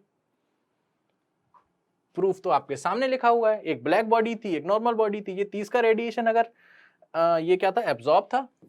30 रेडिएशन अगर ये एब्जॉर्ब कर रही है बॉडी, 30 रेडिएशन एब्जॉर्ब करी तो 30 निकाल भी रही है, केवल 30 ही निकाल रही। क्यों, इक्विलिब्रियम टेम्परेचर आ चुका है, अपना तो टेम्परेचर नहीं बढ़ाएगी, जितना वो एब्जॉर्ब कर रहे हैं उतनी इमिट। Same black body. अब ब्लैक बॉडी की टेंडेंसी क्या होती है, सारे रेडिएशंस को वो अपनी तरफ भर लेते हैं, सारी हीट के रेडिएशंस को वो एब्जॉर्ब कर लेता है। तो मानो वो 100 रेडिएशन एब्जॉर्ब कर रहा है तो इमिट भी 100 करेगा। यही बात हमारे किरचॉफ भैया ने बोली। किरचॉफ भैया क्या बोलते हैं हमारी, गुड एब्जॉर्बर्स आर गुड इमिटर्स। समझ आया बच्चों, ये थियोरेटिकल पार्ट ज्यादा आ रहा है इस चैप्टर में, बट इस थियोरेटिकल पार्ट की अगर एक एक चीज पॉइंट की अच्छे से नॉलेज हो गई ना, तो कोई भी क्वेश्चन आएगा ना आप रोकोगे नहीं। ब्लैक बॉडी से रिलेटेड भी कोई क्वेश्चन आएगा, आपको फील आएगी चीजों की, फील की कैसे हो रही क्या नहीं, है ना। समझ आ रहा है, तो आप बिल्कुल ध्यान लगा के इसको पढ़िए, बिल्कुल ध्यान लगा के। बस मैं एक ही चीज बोलूंगा, ठीक है। तो हमारे किरचॉफ भैया ने क्या बोला, good absorbers are good emitters. That means जो जितना अच्छे से इमिट कर रहा होगा वो उतनी अच्छे से एब्जॉर्ब कर रहा होगा। दोनों प्रोपोर्शनल होंगे कि नहीं होंगे, होंगे कि नहीं, जल्दी बोलो। बिल्कुल होंगे बच्चों, यही हमारे किरचॉफ भैया ने बोल दिया, अच्छी बात बोल गए। चलो आगे बढ़ते हैं अपन। इसको कंप्लीट करने के बाद अब हमारी चीज आती है बच्चों, वीन्स डिस्प्लेसमेंट लॉ। ये डिस्प्लेसमेंट क्या कहता है, अब हम बात करते हैं। इसके लिए जब हम बात करने वाले हैं, इन भैया के लिए भी बहुत अच्छे से बात करेंगे। देखो क्या, अब हम जो बात करेंगे बच्चों, करेंगे फॉर परफेक्टली, या आइडियल भी लिख सकते हो, फॉर परफेक्टली या फॉर परफेक्ट ब्लैक बॉडी, ये ज्यादा अच्छा वर्ड होगा, है ना। For perfect black body, black body, that means क्या बोल सकता हूँ, इसकी ए की वैल्यू 1 बोल सकता हूँ और ए लैम्डा इक्वल्स टू 1 भी बोल सकता हूँ, दोनों सेम चीज है, बिल्कुल सही। चलो, फॉर परफेक्ट ब्लैक बॉडी हमने क्या देखा बच्चों, अभी मैंने आपसे बात बताई ब्लैक बॉडी के टाइम पे कि ब्लैक बॉडी के पास 2 टाइप के कलर्स होते हैं। एक तो जब वो एब्जॉर्ब कर रहा है तो कोई रिफ्लेक्शन की वजह से ब्लैक कलर दिखेगा, कोई रिफ्लेक्शन होता ही नहीं है तो ब्लैक कलर। लेकिन उसको किसी टेम्परेचर पे हीट करोगे तो कुछ ना कुछ रेडिएशंस को वो इमिट करता है, उसकी वजह से। अब मानो आपने उसको हीट कर दिया 500 डिग्री सेल्सियस पे, चलो कर दो, तो वो क्या करेगा, हर टाइप के रेडिएशंस निकालेगा, ग्रीन कलर के भी वेव्स निकालेगा, हीट वेव्स, रेड के भी निकालेगा, येलो के भी निकालेगा, हर कलर के, हर चीज के निकालेगा, ठीक है। हर टाइप की वेवलेंथ के वो वेव्स को रेडिएट करेगा। लेकिन उसमें से जो सबसे ज्यादा वेव, सबसे ज्यादा रेडिएशन जिस वेव की आएंगे ना, उसका कलर आपको दिखेगा। मान लो 500 डिग्री सेल्सियस पे उसने 200 रेडिएशन दिए रेड कलर के, सुनना मेरी बात, और 300 रेडिएशन दिए हमारे ब्लू कलर के। समझ रहे हो मेरी बात को मैं क्या बोल रहा हूँ। 200 रेडिएशन, मान लो 20 रेडिएशन दिए उसने रेड कलर के, 50 रेडिएशन दिए उसने ग्रीन कलर के। कब, जब मैंने इसको 50 डिग्री सेल्सियस पे हीट किया, किसको, ब्लैक बॉडी को किया, ठीक है। और मान लीजिए उसने 100 रेडिएशन जो निकाले हैं वो किसके निकाले हैं, किसके निकाले हैं, ब्लू मान लीजिए, चलो ब्लू के निकाले हैं। और ये क्या है बच्चों, वेव्स, वेव की बात कर रहा हूं, ऐसी हीट वेव होंगी, ठीक है, इस कलर की, ठीक है। चलो, तो इसका मतलब समझ रहे हो, रेडिएशन तो वो हर कलर के आ रहे हैं, लेकिन सबसे ज्यादा किसके आ रहे हैं, ब्लू के। तो आपको कलर कौन सा दिखेगा, ब्लू। क्या दिखेगा बच्चों, ब्लू कलर दिखेगा आपको, ब्लू कलर दिखेगा। फील आ रहा है, समझ आ रही मेरी बात, आ रही है समझ। हाँ, इसी चीज को हमारे वीन्स भैया आते हैं और उनने क्या बोला, उनकी बात सुनते हैं अब, ठीक है। वीन्स भैया ने ग्राफ बनाया बच्चों, ग्राफ कैसा ग्राफ बनाया वो भी जान लेते हैं, आ जाओ। ठीक है, तो वीन्स भैया हमसे बोलते हैं, आ जाओ, ऐसा एक ग्राफ बनाया, ठीक, ये लो बना दिया मैंने भी, ठीक है। चलो, वो हमसे बोलते हैं, उन्होंने ग्राफ जो बनाया वो क्या बताया, इंटेंसिटी का बनाया था, ठीक है। इंटेंसिटी ऑफ रेडिएशन, ठीक है। और ये क्या होता है इंटेंसिटी ऑफ रेडिएशन बच्चों, यहां देखो, इंटेंसिटी ऑफ रेडिएशन होता है इंटेंसिटी ऑफ रेडिएशन, ये होता है हमारा बच्चों heat emitted whole upon per unit area into per unit time, ठीक है। इतनी सी चीज होती है, और हम ये बात किसकी कर रहे हैं, ब्लैक बॉडी की कर रहे हैं, ठीक है। चलो, तो यहां क्या लिख सकता हूं मैं, इक्वल्स टू Q अपॉन 80, बोलो सही है, बिल्कुल सही है। चलो आगे बढ़ते हैं, इस एक्सिस पे क्या आएगा बच्चों, वेवलेंथ आएगी, उन्होंने ये बोला वेवलेंथ। चलो, अब उनने देखा क्या पता है, उनने बोला एक ब्लैक बॉडी को किसी टेम्परेचर पे उनने हीट किया, तो उनने देखा ग्राफ कुछ इस टाइप का आया, ठीक है। मान लो उनने किस टेम्परेचर पे किया, किसी T1 टेम्परेचर पे उसको हीट किया, तो उन्होंने देखा कि सबसे ज्यादा वेवलेंथ किसकी आ रही है, जो इंटेंसिटी उनको मिली वो सब मिली तो सबकी, देखो यहां से यहां तक की वेवलेंथ की उनको इंटेंसिटी मिली, इतनी ज्यादा रेडिएशन मिली, हर वेवलेंथ की रेडिएशन मिली, लेकिन किस वेवलेंथ की सबसे ज्यादा रेडिएशन इंटेंसिटी मिली, वो कुछ इस पॉइंट पे मिली, जिसको यहां पर देखा गया तो कितना था, λ1, इसको मैक्स बोल दिया। मैक्स किस लिए बोला गया, देखो लैम्डा मैक्स जो बोल रहा हूं मैं वो किसको बोल रहा हूं, this is the wavelength, this is the wavelength of maximum intensity, बोलो समझ आया, ये वो वेवलेंथ है जहां पर इंटेंसिटी मैक्सिमम मिल रही है, मतलब इस वेवलेंथ की मैक्सिमम इंटेंसिटी हमको मिल रही है, ठीक है। चलो, तो ये T1 टेम्परेचर की बात करी, सेम उनने बोला चलो हम इसका टेम्परेचर और बढ़ाते हैं, और बढ़ाया तो ग्राफ कुछ इस टाइप का आ गया, कैसा आया, ग्राफ कुछ इस टाइप का आया, देखो ऐसा, ये टेम्परेचर T2 की कहानी हुई। यहां पर देखा जो मैक्सिमम वैल्यू आ रही है वो कितनी आ रही है बच्चों, कुछ यहां आने लग गई λ2 मैक्स। तो हमने क्या देखा, टेम्परेचर बढ़ाने पे जो मैक्सिमम इंटेंसिटी आ रही थी जिस वेवलेंथ पे, उस वेवलेंथ की वेवलेंथ कम हो गई, उस वेव की वेवलेंथ कम हो गई। मतलब अगर λ1 मैक्स ज्यादा है λ2 से, तो λ2 मतलब कम वेवलेंथ पे हमें ज्यादा इंटेंसिटी मिल रही है, कम वेवलेंथ वाली की ज्यादा इंटेंसिटी मिल रही है ना। ऐसे हमने फिर देखा इसको, फिर देखा तो ऐसे जाते जाते कुछ ऐसा सीन हो गया, ये λ3 ये T3 बोल दो, और यहां पर भी देखा तो क्या देखा कि भाई साहब अब जो इंटेंसिटी हमें मैक्सिमम बोल रही है वो कुछ और कम वेवलेंथ पे मिल रही है, ठीक है, समझ आ रहा है। तो हम यहाँ से क्या बोल सकते हैं बच्चों, सीधे सीधे बोल सकते हो सर कि सर जैसे जैसे टेम्परेचर आप बढ़ाते जा रहे हो, मतलब T3 is greater then T2 is greater then T1, वैसे वैसे λ3 मैक्स, λ2 मैक्स और λ1 मैक्स कम होता जा रहा है ना। टेम्परेचर T3 ज्यादा है, λ3 कम है, तो यहाँ से क्या बोलेंगे, λ1 max is greater than λ2 max is greater than λ3 max. बोलो सही है, बिल्कुल सही है। अब बच्चों सुनना, मान लेते हैं, एक अच्छी चीज बताता हूं आपको यहाँ पर, मान लीजिए हमें क्या दिया गया है, हमें ऐसी वैल्यूज दे दी गई हैं, कैसी, देखो मान लेते हैं कोई टेम्परेचर T1 है जिसकी वैल्यू है 2000, ठीक है, 2000 केल्विन मान लो, चलो, और T2 हमने ले रखा है 3000 ले लीजिए, चलो, T3 ले लीजिए हमारा 6000, ठीक है। T1 पे हमने λ1 की वैल्यू देखी, जो λ1 मैक्स है वो हमने नोट किया, वो कितना आया बच्चों, कुछ आया हमारा 1.5 इंटू 10 की पावर -6, ठीक है, -6 मीटर। ऐसे हमने T2 के लिए देखा λ2 मैक्स, वो निकल के आ रहा है कुछ मान लीजिए 1 इंटू 10 की पावर -6 मीटर, एंड λ3 मैक्स जो निकल के आ रहा है वो आएगा 0.5 इंटू 10⁻⁻6 मीटर। आपको कुछ अच्छी चीज दिखने वाली है बच्चों, आपको कुछ अच्छी चीज दिखने वाली है। देखो क्या दिखने वाला है, दिख रहा है कुछ बच्चों? λ1 मैक्स इंटू T1 करो, कितना आएगा? यहां से अगर आप λ1 मैक्स इंटू T1 करोगे, वो इक्वल्स टू जो आएगा वही λ2 मैक्स इंटू T2 होगा, वही λ3 मैक्स इंटू T2 होगा, T3 होगा। इसका मतलब ये एक्सपेरिमेंटली, ये मैंने जानबूझ के ऐसा लिखा था जिससे आपको फील आ जाए, है ना। तो ये एक्सपेरिमेंटली देखा गया कि अगर लैम्डा का उसके टेम्परेचर पे, जिस टेम्परेचर पे जो मैक्सिमम वेवलेंथ वाली हमें इंटेंसिटी मिली है, उनका अगर प्रोडक्ट किया जाए तो वो कांस्टेंट वैल्यू आता है, और उस कांस्टेंट को हमने बोल दिया b।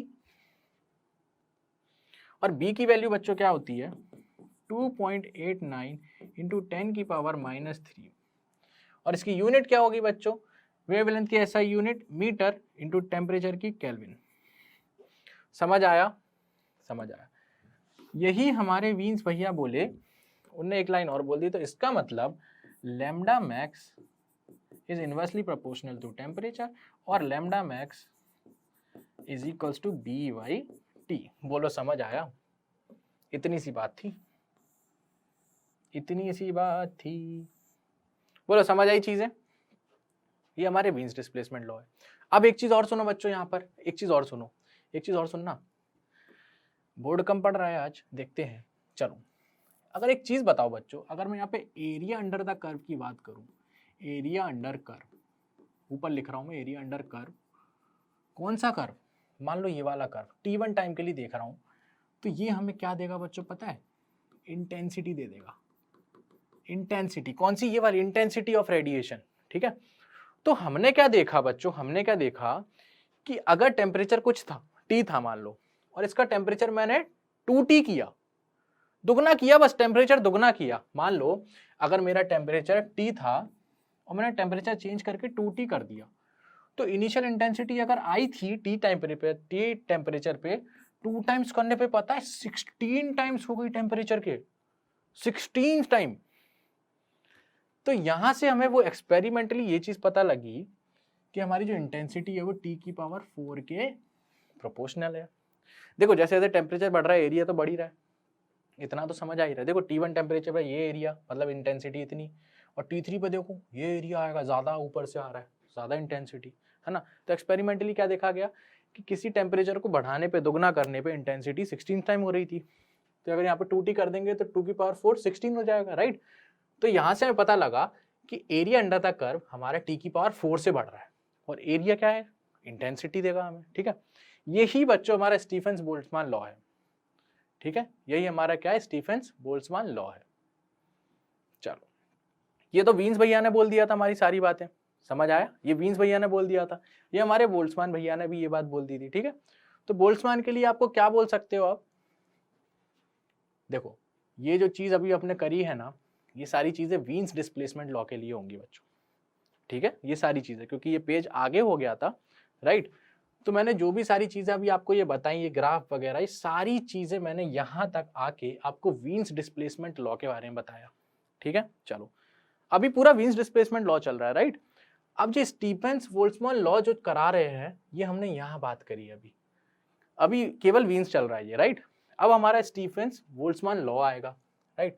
तो उसको मैं यहां बता देता हूं, ठीक है। इसको मैं यहाँ पे कैंसिल कर देता हूं, ऐसे इसको काट देते हैं, और यहाँ पे मैं अलग से एक हेडिंग बना देता हूं, तो आपको इजी रहेगा, राइट। चलो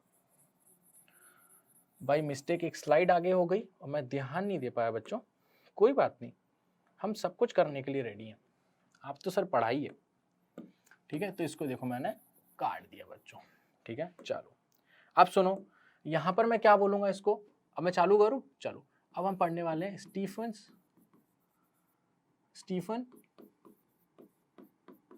बोल्ट्जमान लॉ। चलो, मैं पढ़ाते पढ़ाते इतना भूल गया, इतना चीजों के अंदर घुस गया कि मेरे को स्लाइड का भी याद नहीं रहा कौन सी स्लाइड लगी हुई है, ठीक है। क्योंकि उसके बाद वीन्स डिस्प्लेसमेंट आता है ना। तो ये मान लीजिए अभी हमने वीन्स डिस्प्लेसमेंट की बात करी है, ये पूरी की पूरी वीन्स डिस्प्लेसमेंट की बात करी है यहाँ तक, है ना। ये हमारा क्या बोलता है? वीन्स डिस्प्लेसमेंट, ठीक है। Wien's displacement. और यहाँ जो हमें ये चीज पता लगी टी की पावर 4, ये हमारा अब स्टीफन्स लॉ बताएगा हमको, जो कि अब हम यहाँ करने वाले हैं। ठीक है, तो स्टीफन्स लॉ हमसे क्या बोलता है, हमसे बोलता है फॉर ब्लैक बॉडी इंटेंसिटी जो अभी हमने देखी, intensity of radiation, intensity of radiation वो किसके प्रोपोर्शनल देखा अभी बच्चों? देखो वीन्स लॉ में हमने अभी देखा, क्या देखा? टी की पावर 4, है ना, तो डायरेक्टली प्रोपोर्शनल था टी की पावर 4। ठीक है बच्चों, अब यहाँ पे मैं क्या बोल सकता हूँ, इंटेंसिटी क्या थी? Q upon A into T. बोलो यही था? बिल्कुल यही था बच्चों। इसको प्रोपोर्शनल लिख दूं टी की पावर 4? बिल्कुल सर। तो मैं यहाँ से Q बाई टी इस प्रोपोर्शनल टू A टी की पावर 4 लिख दूं बच्चों, कोई दिक्कत आपको? बिल्कुल नहीं। Q बाई टी क्या होगा बच्चों? Heat radiated. ये क्या है? Q क्या है? Heat radiated. ये Q क्या है? Heat radiated. ठीक, हीट रेडिएटेड। और ये क्या है? टाइम, पर unit time, that means power radiated. तो इसको मैं क्या P लिख सकता हूं, और इसकी प्रोपोर्शनैलिटी हटाने के लिए इसको क्या लिख दूं? सिग्मा A टी की पावर 4।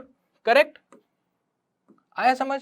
और यहाँ पे ये P क्या है बच्चों? P क्या है याद रखना? पावर इमिटेड, पावर रेडिएटेड बोल सकते हो उसको, ये ज्यादा अच्छा वर्ड है। ठीक, पावर रेडिएटेड।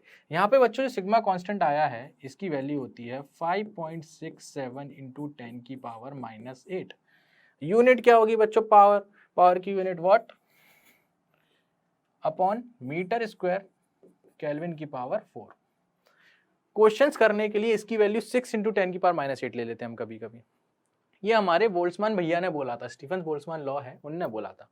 अब सुनो बच्चों, ये चीज जो आई ये किसके लिए आई है? For a perfect black body. क्या लोग कहोगे? For a perfect black body. लेकिन अगर नॉर्मल बॉडी की बात की जाए, नॉर्मल बॉडी की, जो नॉर्मल बॉडी की बात करें, जो यहाँ लिखते हैं देखो, नॉर्मल बॉडी की अगर बात करेंगे जिसकी ए की वैल्यू 1 नहीं है, नॉर्मल बॉडी, तो उस टाइम पावर रेडिएटेड कैसे निकालोगे? उसके लिए यहाँ पे बच्चे एक टर्म आती है ई सिग्मा ए टी की पावर 4। यहां पर ई जो है वो है इमिसिविटी,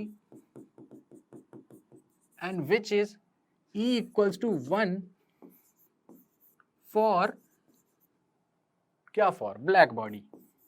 ब्लैक बॉडी के लिए एमिशन की वैल्यू 1 होती है, तो हमारा ये चीज आ जाएगी। और मान लीजिए कोई बॉडी है वो केवल 0.5 उसकी इमिसिविटी है, मतलब आधी, तो पावर भी उसकी आधी हो जाएगी, की वैल्यू रख देंगे। सिंपल है। तो नॉर्मल बॉडी के लिए हम ये यूज करेंगे, और परफेक्टली ब्लैक बॉडी के लिए सिग्मा ए टी की power full power radiated, and this is given by Stefan Boltzmann law. बोलो चीजें समझ आई बच्चों? बिल्कुल मजा आ रहा है ना? बिल्कुल मजा आ रहा है। चलो इसके बाद अब हम एक क्वेश्चन करते हैं जिससे आपको एक चीज क्लियर होगी, बहुत अच्छे से क्लियर होंगी सारी चीजें। चलो हम अपने क्वेश्चन पे आ जाते हैं। हमारा क्वेश्चन क्या पूछ रहा है देखते हैं। An electric heater emits 1000 watt of thermal radiation. ठीक है, 1000 वॉट थर्मल रेडिएशन वो निकालता है। The coil has a surface area of 0.020, okay, 0.02 metre square का उसका एरिया है। Assuming that the coil radiates like a black body. देखो उसने ब्लैक बॉडी बोल दिया है, ध्यान रखना। नहीं देता तो आप क्या यूज करते? ई सिग्मा। ठीक है, तो पावर का फॉर्मूला आपको पता है, अभी अभी निकाला हमने। P इक्वल्स टू क्या था? ई सिग्मा टी की पावर 4, ए का इंटू और था, ए टी की पावर 4, ए टी की पावर 4। ठीक है, एंड ये ब्लैक बॉडी बोल चुका है, तो ई फॉर ब्लैक बॉडी क्या होता है बच्चों? 1 होता है। ठीक है, तो यहां से P क्या लिख देंगे हम लोग? सिग्मा ए टी की पावर 4। और ये क्या है बच्चों? फिर से लिख देता हूं, पावर रेडिएटेड। बोलो समझ आया? Power radiated. चलो ठीक है, तो यहां से पावर की वैल्यू क्या दे रखी है? लिखो 1000 वॉट। ठीक है, सिग्मा कितना दिया है? देखो 6 दिया है, कैलकुलेशन के बेसिस पे ये दे देते हैं 6, जबकि वैल्यू है 5.67। चलो लिख दिया। एरिया कितना दिया है? 0.02 मीटर स्क्वायर, तो इसको 2 इंटू 10 की पावर -2 लिख देता हूं। बोलो सही है? चलो सही है, आगे बढ़ते हैं। एंड हमें टेम्परेचर को हमसे क्या पूछा गया, टेम्परेचर तो पूछा गया, तो टी की पावर 4। तो यहाँ से जो भी कैलकुलेशन करके आंसर आएगा वही हमारी वैल्यू होगी। कैसे, देखो ये 12 हो जाएगा एंड ये 10 की पावर क्यूब होल अपॉन ये 10 की पावर 10 ही आ जाएगा, है ना, और ये कितना बचेगा 12 टी की पावर 4। तो यहाँ से टी की वैल्यू जो आएगी टी की पावर 4 वो कितना आ जाएगा बच्चों, कितना आ जाएगा, ये माइनस था, माइनस आया, ये ऊपर जाएगा 13 पावर हो जाएगी, तो इसको मैं ये लिख सकता हूँ 10 की पावर 12 इंटू 10 होल अपॉन 12। तो टी की वैल्यू जो आएगी वो आएगी 10 अपॉन 12 की पावर 1/4 इंटू 10 की पावर 12/4। तो टी की वैल्यू जो भी आएगी वो आएगी 1000, 3 टाइम्स जाएगा, इंटू 10/12 की पावर 1/4। बोलो समझ आया। अब कैलकुलेशन बेस्ड है बच्चों, कैलकुलेशन 1/4 पावर कहाँ करेंगे, समझ आया। चलो समझ आया कैसे करना है, बिल्कुल अच्छे से क्लियर है। देखो इसमें एक क्वेश्चन लाता हूँ आपके सामने, आपको इसमें क्लियर होंगी चीजें कि क्या दिक्कत थी और क्या हम गलती कर सकते हैं। देखो एक क्वेश्चन लाया हूँ मैं आपके सामने, ये क्वेश्चन इसीलिए लाएंगे, इसका एक ही मकसद है बच्चों कि यहाँ से आप अगर क्वेश्चन गलत करने वाले हो तो ना करें। देखो यहाँ से क्या बोला गया है, हमसे पूछा गया rate of power loss of black body, मतलब पावर रेडिएटेड पूछा है, इसका मतलब ही क्या है, पावर रेडिएटेड,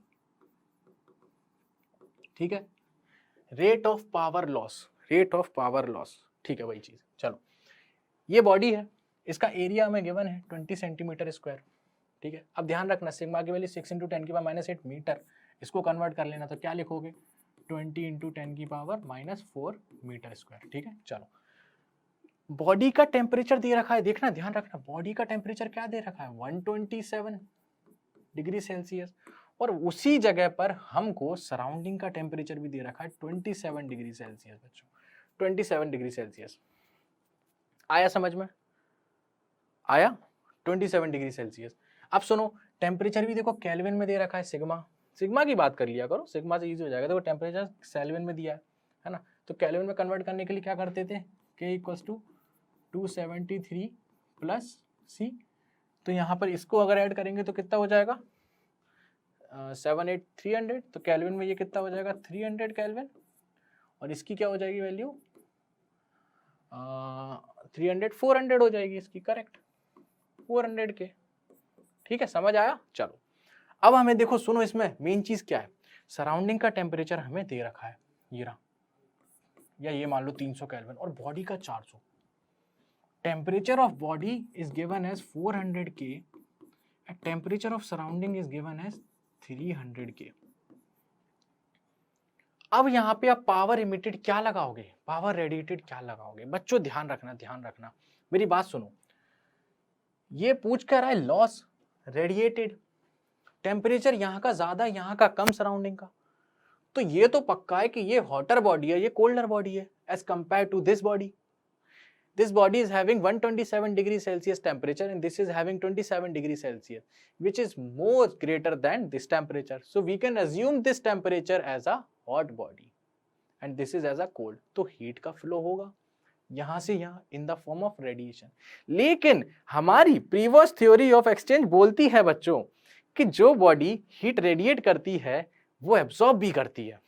अब सुनो यहां से इसने हीट रेडिएट कितनी की होगी, मतलब पावर रेडिएट कितनी होगी, देखो दो चीजें लिखूंगा आ जाएगा समझ, पावर रेडिएट कितनी की होगी जितना इसका टेम्परेचर है, पावर रेडिएट कितनी करी होगी, देखो ब्लैक बॉडी की बात करिए तो ई की वैल्यू तो क्या हो गई, E for black body is 1, तो यहाँ पे 1 रख दिया, सिग्मा ए टी बी की पावर 4, ठीक है, एंड पावर एब्सॉर्ब, जो सराउंडिंग का टेम्परेचर है वहां से एब्जॉर्ब भी तो कर रहा है, तो वो कितना होगा सिग्मा ए टी एस की पावर 4 आया। अब नेट रेडिएशन क्या किया उसने, देखो नेट रेडिएशन क्या होगा, कोई बताना चाहेगा, पावर रेडिएटेड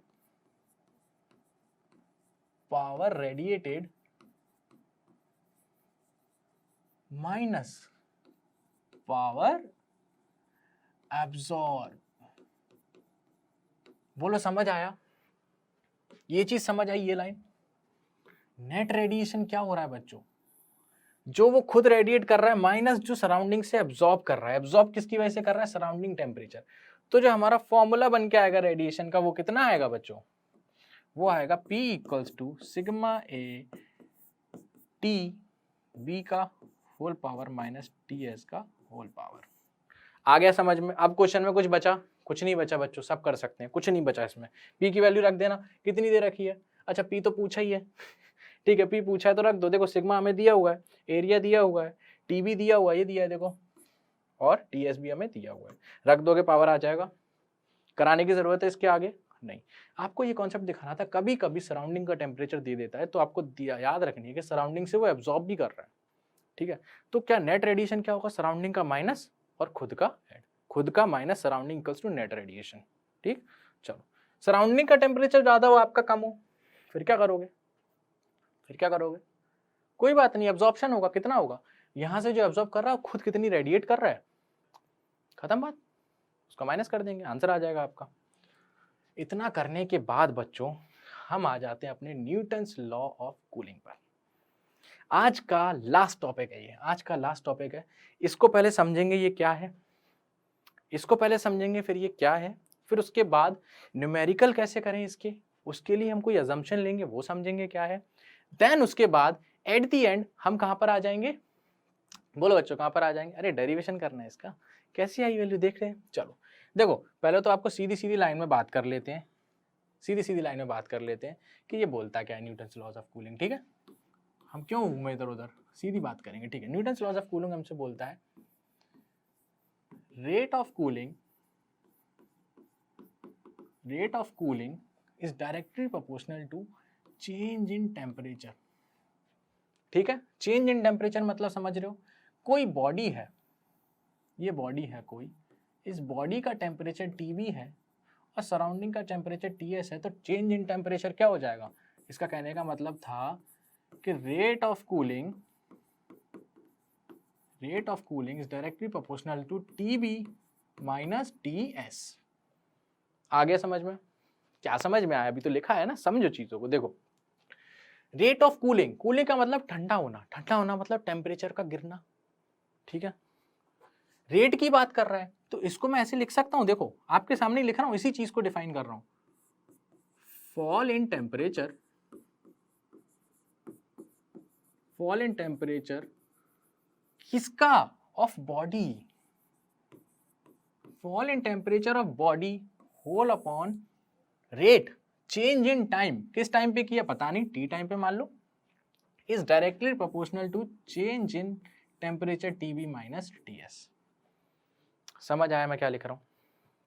आया समझ? देखो समझो, मेरी बात सुनो। मान लो एक बॉडी है, ये चीज तो समझ आ गई कि टेम्परेचर का फॉल हो रहा है, अगर टाइम के साथ टेम्परेचर का फॉल देख रहे हैं बॉडी का। हाँ, अगर बॉडी गर्म है, ऑलरेडी हॉटर है, उसका टेम्परेचर ज़्यादा है, सराउंडिंग का टेम्परेचर कम है, तो वो ठंडी होगी, नॉर्मल सी बात है।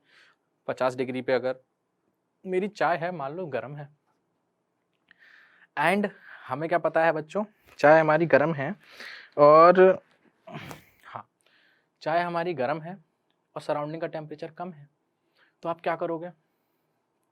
चाय को देखोगे, हॉटर से कोल्डर पे जा रहा है, हॉल्डर से कोल्डर पे जा रहा है, तो क्या हो रहा है?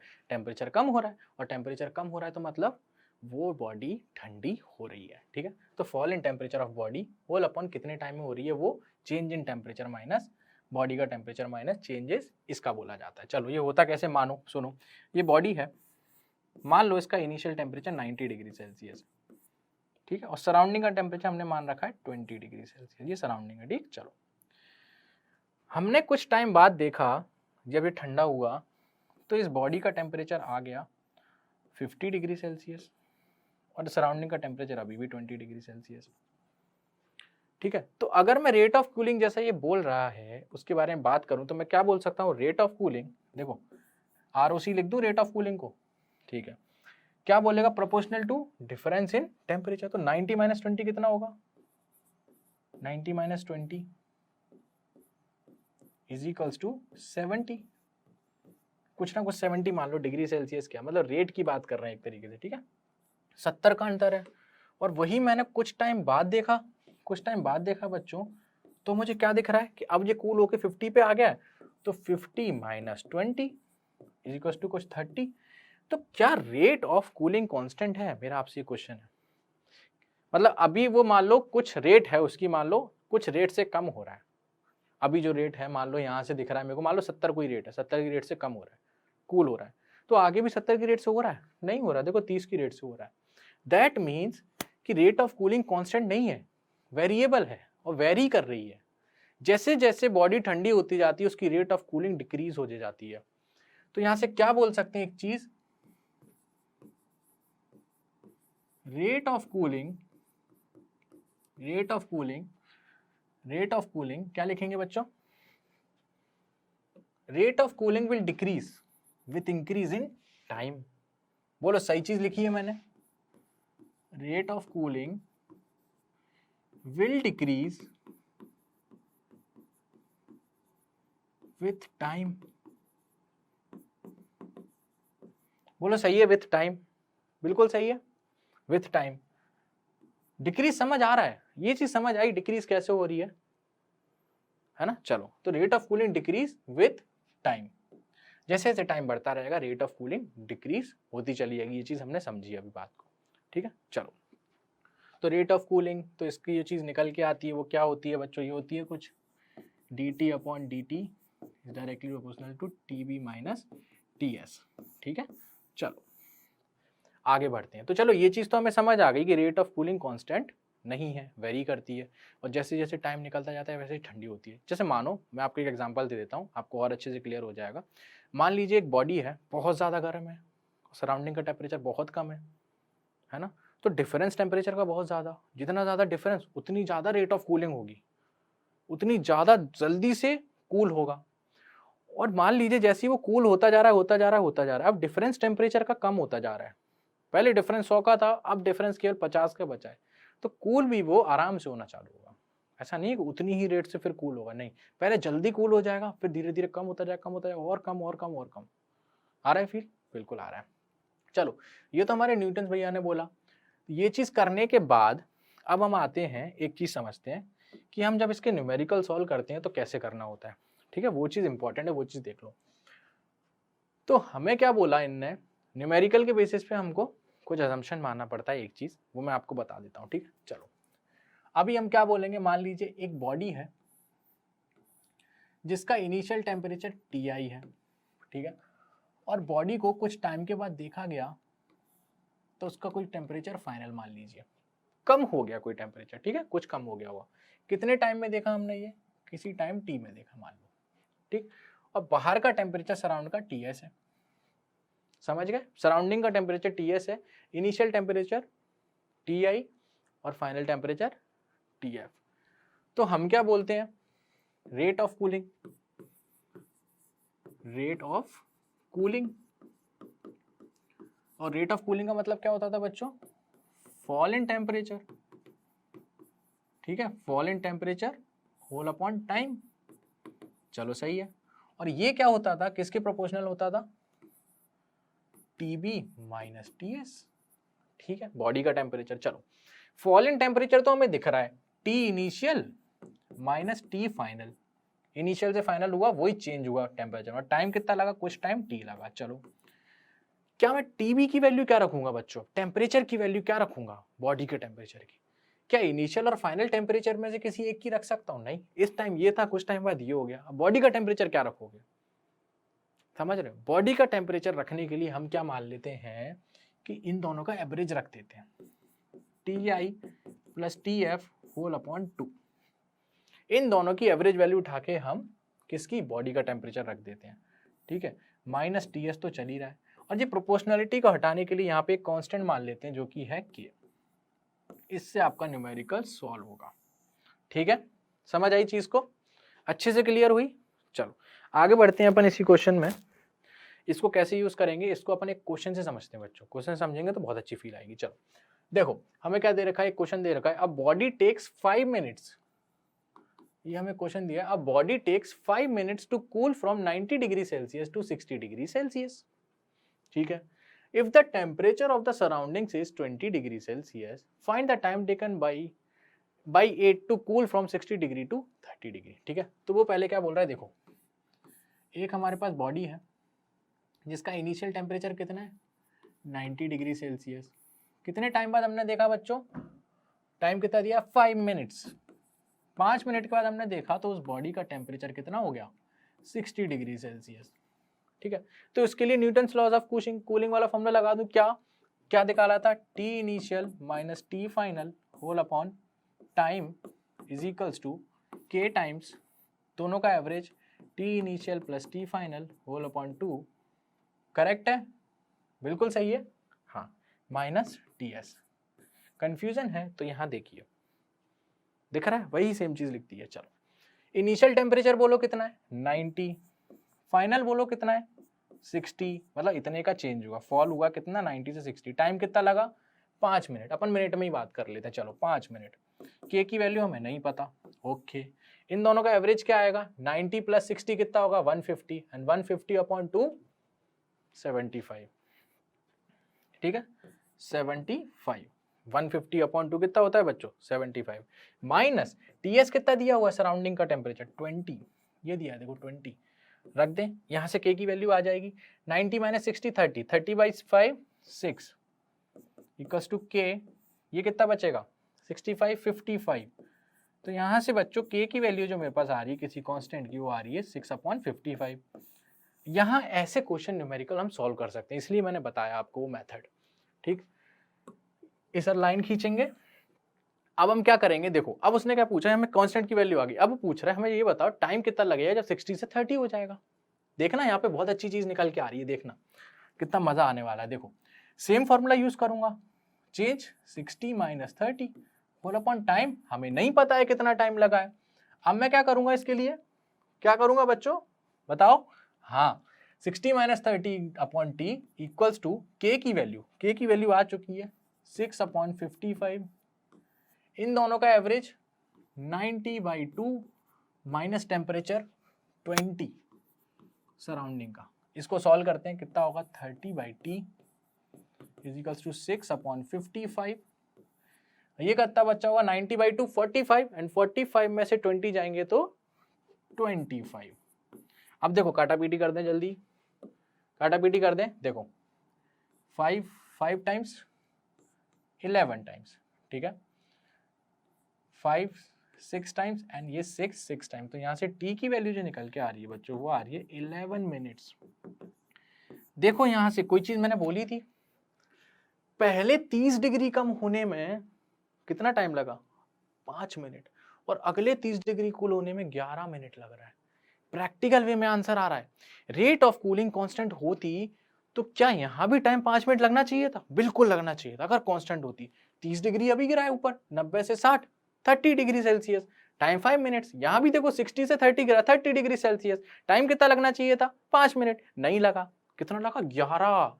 इसका मतलब पहले 30 डिग्री सेल्सियस चेंज होने के लिए इसको टाइम केवल 5 मिनट लग रहा है, और अगले 30 डिग्री सेल्सियस चेंज होने में उसे दुगने का भी ज्यादा लग रहा है। फील आया? तो rate of cooling is decreasing with respect to time. Question से फील आया? एकदम क्लियर है, मस्त, मजा आया। चलो ये चीज कैसे निकल के आती है आज इसका अपन प्रूफ करेंगे। क्या सर क्या बता रहे हो आप, किस चीज का प्रूफ? इस चीज का बता रहे हैं अपन, ठीक है ठीक है, करें अपन इसको। चलो अपन करते हैं। मान लीजिए एक बॉडी है, ये मान लीजिए मेरे पास एक बॉडी है और इसका टेम्परेचर मान लेते हैं हमारा TB, राइट, ये T मान लेते हैं अपन को। चलो थोड़ा मजा आने वाला है। T मान लीजिए और सराउंडिंग का टेम्परेचर कुछ T0 मान लेते हैं, ठीक है। इस बॉडी का एरिया A है, मान लेते हैं, ठीक है। अब हम क्या बोलने वाले हैं, तो ये बॉडी कुछ ना कुछ हीट रेडिएट कर रही होगी, और इसके लिए इससे पहले एक क्वेश्चन ने बताया था सराउंडिंग का टेम्परेचर दिया होगा तो नेट हीट रेडिएशन क्या आता था बच्चों, P जो रेडिएशन का आता था वो कितना आता था, E सिग्मा A T की पावर 4 माइनस T0 की पावर 4। बोलो सही लिखा है? बिल्कुल सही लिखा है। अब सुनो, ये हम क्या बोल रहे हैं, देखो E मैंने इसलिए लिखा है क्योंकि अब हम परफेक्टली ब्लैक बॉडी की बात नहीं कर रहे हैं, कुछ भी हो सकता है, किसी बॉडी के लिए हम निकाल रहे हैं, ठीक है। यहाँ पे देख लिख दूं क्या मैं, फॉर एनी बॉडी, ठीक है, लिख देते हैं फॉर एनी बॉडी।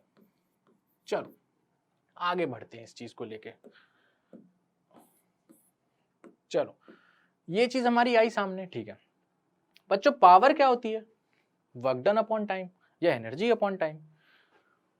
यहां पर मैं P को लिख सकता हूं dq upon dt, change in heat upon change in time, छोटा सा, is equals to E sigma A T की पावर 4 माइनस T नॉट की पावर 4।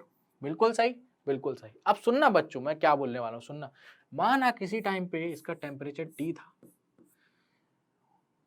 छोटे से चेंज इन टाइम की वजह से, छोटे से चेंज इन टाइम की वजह से, dt टाइम की वजह से, माना इसका टेम्परेचर कुछ T में से माइनस dt कुछ चेंज हो गया, छोटा सा dt गिर गया, ठीक है, छोटा सा dt गिर गया, तो यहाँ पे टेम्परेचर चेंज दिख रहा है। सुनो, यहाँ का टेम्परेचर बढ़ा का यहाँ का बढ़ा है। तो इस केस में अगर मैं देखूं तो ये हॉट बॉडी होगी और ये क्या होगी? Cold body. तो यहां से यहाँ हीट क्या ट्रांसफर हुई है बच्चों, बता दो? dq छोटी सी heat equals to mc dt। बोलो कुछ गलत बोला मैंने? यही तो पढ़ रहे हैं अभी हीट ट्रांसफर में, स्टार्टिंग से देखो, याद करो कैलोरीमेट्री। टेम्परेचर चेंज होने पे हीट ट्रांसफर जो होती थी वो क्या होती थी? mc dt। ठीक है, इसको मैं यहाँ सब्स्टिट्यूट कर सकता हूँ बच्चों, बिल्कुल कर सकते हैं सर, आपका मन। तो यहाँ पे dq की जगह mc dt लिख दिया, होल अपॉन dt चल रहा है, equals to E sigma A T की पावर 4 माइनस T नॉट की पावर 4। बोलो ठीक है? बिल्कुल ठीक है। देखो यहाँ से मैंने dt अपॉन dt लिख दिया, whole equals to E sigma E A whole upon mc। ठीक है, ये चीज मैंने यहाँ तक पूरी लिख दी। चलो मैं इसको पूरा एक कांस्टेंट मान लेता हूँ, ये सारी चीज को एक कांस्टेंट मान लेता हूँ, कोई भी, ये सब कांस्टेंट दिख रहा है आपको? किसी बॉडी की एमिसिविटी दी हुई होगी, सिग्मा कांस्टेंट, एरिया कांस्टेंट, कुछ मास इसका दिया होगा और कुछ इसकी स्पेसिफिक हीट कैपेसिटी भी होगी। तो इस पूरे कांस्टेंट को मैं के बोल देता हूँ अभी के लिए, कुछ भी, ठीक है, कोई ये कांस्टेंट T की पावर 4 माइनस T नॉट की पावर 4। अब सुनो यहाँ पे बच्चों, एक चीज मैं यहाँ मानने वाला हूँ, क्या? बॉडी का टेम्परेचर ज्यादा है as compare to surrounding temperature, तभी हीट का रेडिएशन हो रहा है ना, नेट रेडिएशन हो रहा है। तो यहाँ पर क्या मैं ये चीज बोल सकता हूँ कि चेंज इन जो टेम्परेचर है डेल्टा टी, वो होगा T माइनस T नॉट। सही है? सही है। तो यहाँ से मैं क्या बोल सकता हूँ, T की वैल्यू को क्या बोल सकता हूँ बच्चों, बताओ? T not plus delta T. बोलो सही है? सही है सर। चलो आगे बढ़ते। तो देखो अब मैं क्या करने वाला हूँ, dt upon D small T equals to K times, बोलो बच्चों t की जगह क्या रख दूं? T not plus delta T की पावर 4 माइनस T नॉट की पावर 4, जैसा आप बोलो बच्चों, मैं तो रख दूंगा। ठीक है, अब सुनो यहां पर मैं क्या लिख रहा हूं, देखो dt upon dt is equals to K. देखो बच्चों यहां से T नॉट की पावर 4 कॉमन ले रहा हूं मैं, पूरा बाहर, T नॉट की पावर 4। देखो T नॉट की पावर 4 पूरा बाहर ले रहा हूं, 4 पूरा बाहर ले लिया जी। देखो T नॉट की पावर 4 बाहर लिया मैंने, तो मैंने यहाँ पे क्या आ जाएगा, देखो 1 plus delta T upon T not. ठीक है, इस पूरे का होल पावर 4 माइनस 1। बोलो समझ आया ये कैसे आया? एक बार और देख लो, आराम से देख लो क्या किया है, देख लो, आराम से देख लो कैसे लिखा है, देख लो। टी नॉट की पावर 4 मैंने कॉमन लिया है और ये आएगा, यहां से भी टी नॉट की पावर 4 कॉमन, 1 बचा, इसमें टी नॉट का डिवाइड मारा दोनों तरफ, टी नॉट की पावर 4 का इंटू डिवाइड, तो ये कितना बचेगा, 1 plus delta T by T not की पावर 4। बिल्कुल सही लिखा है, ठीक है, बिल्कुल सही लिखा है। अब सुनो बच्चों, बाइनोमियल एक्सपेंशन आपने देखा है? नहीं देखा है तो एक बार और देखो, लास्ट क्लास में ही मैंने बाइनोमियल एक्सपेंशन कराया था, इसकी पहले लेक्चर में करा रखा है। देखो इसमें क्या किया था मैंने, देखो 1 प्लस एक्स की पावर n का बाइनोमियल एक्सपेंशन होता है 1 प्लस एन एक्स, देखना, upon factorial 1 plus n minus 1 x square upon factorial 2, और ऐसे चलता चला जाता है। ठीक, चलो अब सुनो, इसके लिए बाइनोमियल एक्सपेंशन लगा सकता हूँ? बिल्कुल लगा सकता हूँ, लगाओ।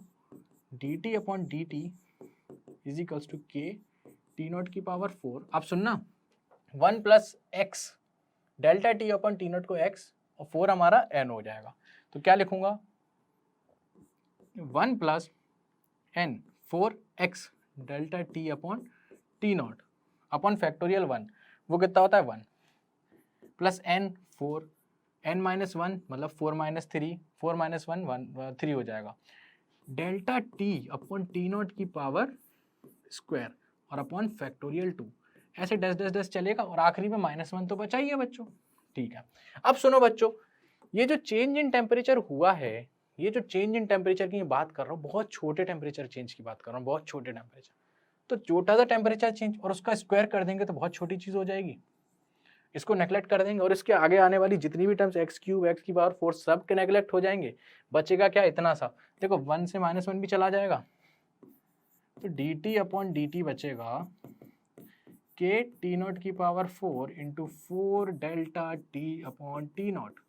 एक टी नॉट से टी नॉट और कैंसिल होगा, बोलो समझ आया। तो यहाँ से dt upon dt is equals to K T not cube 4 K T not cube delta T. तो यहाँ से बोल सकता हूँ dt upon dt is proportional to change in temperature, that is equals to, या इसको अलग से लिख देते हैं लास्ट में, इतना लंबा किया है थोड़ा अच्छे से लिखेंगे इसको आखिरी में हम, कि dt क्या हो जाएगा बच्चों, dt upon dt is proportional to tb minus ts। अब सुनो, tb माइनस ts कैसे लिख दिया, देखो डेल्टा t क्या था, t minus T not, t क्या है हमारा बॉडी का टेम्परेचर इसलिए मैंने tb लिख दिया, और टी नॉट क्या है हमारा सराउंडिंग का टेम्परेचर तो मैंने ts लिख दिया, सराउंडिंग टेम्परेचर। बोलो ये चीज प्रूफ हो गई, क्या कोई मिस्टेक है इसमें, बिल्कुल नहीं है। ये जो चीज आई है ना बच्चों, ये जो चीज, ये भी एक कांस्टेंट ही है पूरा, टी नॉट टेम्परेचर कांस्टेंट है सराउंडिंग का, 4 के हमारा कांस्टेंट है तो एक नया कांस्टेंट बन जाएगा, है ना। तो ये चीज समझ आई कैसे आई, बिल्कुल अच्छे से, बिल्कुल बढ़िया, मजा आ गया क्लास में। ठीक है, तो जल्दी से ओवरव्यू लो, आज हमारा चैप्टर एंड हो चुका है बच्चों, आपको पता भी लगा नहीं लगा। देखो हमने अभी तक जो भी चीजें पढ़ी, प्रीवॉस थ्योरी पढ़ी, रेडिएशन की सारी फीलिंग्स ली। रेडिएशन एक ऐसा टॉपिक है बच्चों, मैं मानता हूँ जितना आप सुनोगे, जितना आप ध्यान से सुनोगे उतना ज़्यादा आपको अंदर आएगा, उतना ज़्यादा आपको अच्छे से फील होगा और उतना ज़्यादा समझ में आएगा अच्छे से, है ना। तो हम क्या बोलेंगे, अभी बाय बाय नहीं बोलेंगे, अभी आपको 5 मिनट और लेंगे और आपको बताएंगे कि क्या क्या हमने पढ़ लिया आज। समझ आया, बहुत सारा पोर्शन आज कंप्लीट किया हमने, प्रीवॉस थ्योरी, देन उसके बाद कहाँ पर आए थे, पावर्स देखी थी, इमिसिव पावर, एब्जॉर्प्टिव पावर क्या होती है ना। उन पावर्स को देखने के बाद हम लोग कहाँ पर पहुंचे थे बच्चों, स्पेक्ट्रल इमिसिव पावर देखी थी, एब्जॉर्प्टिव पावर देखी थी, राइट। फिर उसके बाद हमारा किरचॉफ लॉ आया था, ब्लैक बॉडी रेडिएशन भी पढ़ चुके हम लोग। ब्लैक बॉडी के बाद देन हमारा वीन्स डिस्प्लेसमेंट आया, राइट।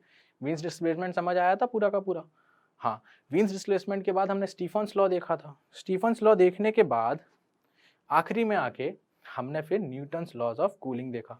स्टीफन्स लॉज में हमने एक चीज और देखी बच्चों, कि पावर रेडिएटेड हम लोग direct E sigma A T की पावर 4 लगा देंगे तो गलत हो जाएगा। If surrounding temperature is given, if surrounding temperature is given to you all, that means absorption and emission is occurring. In that case you have to subtract the absorption part if they are asking about the radiation part, right.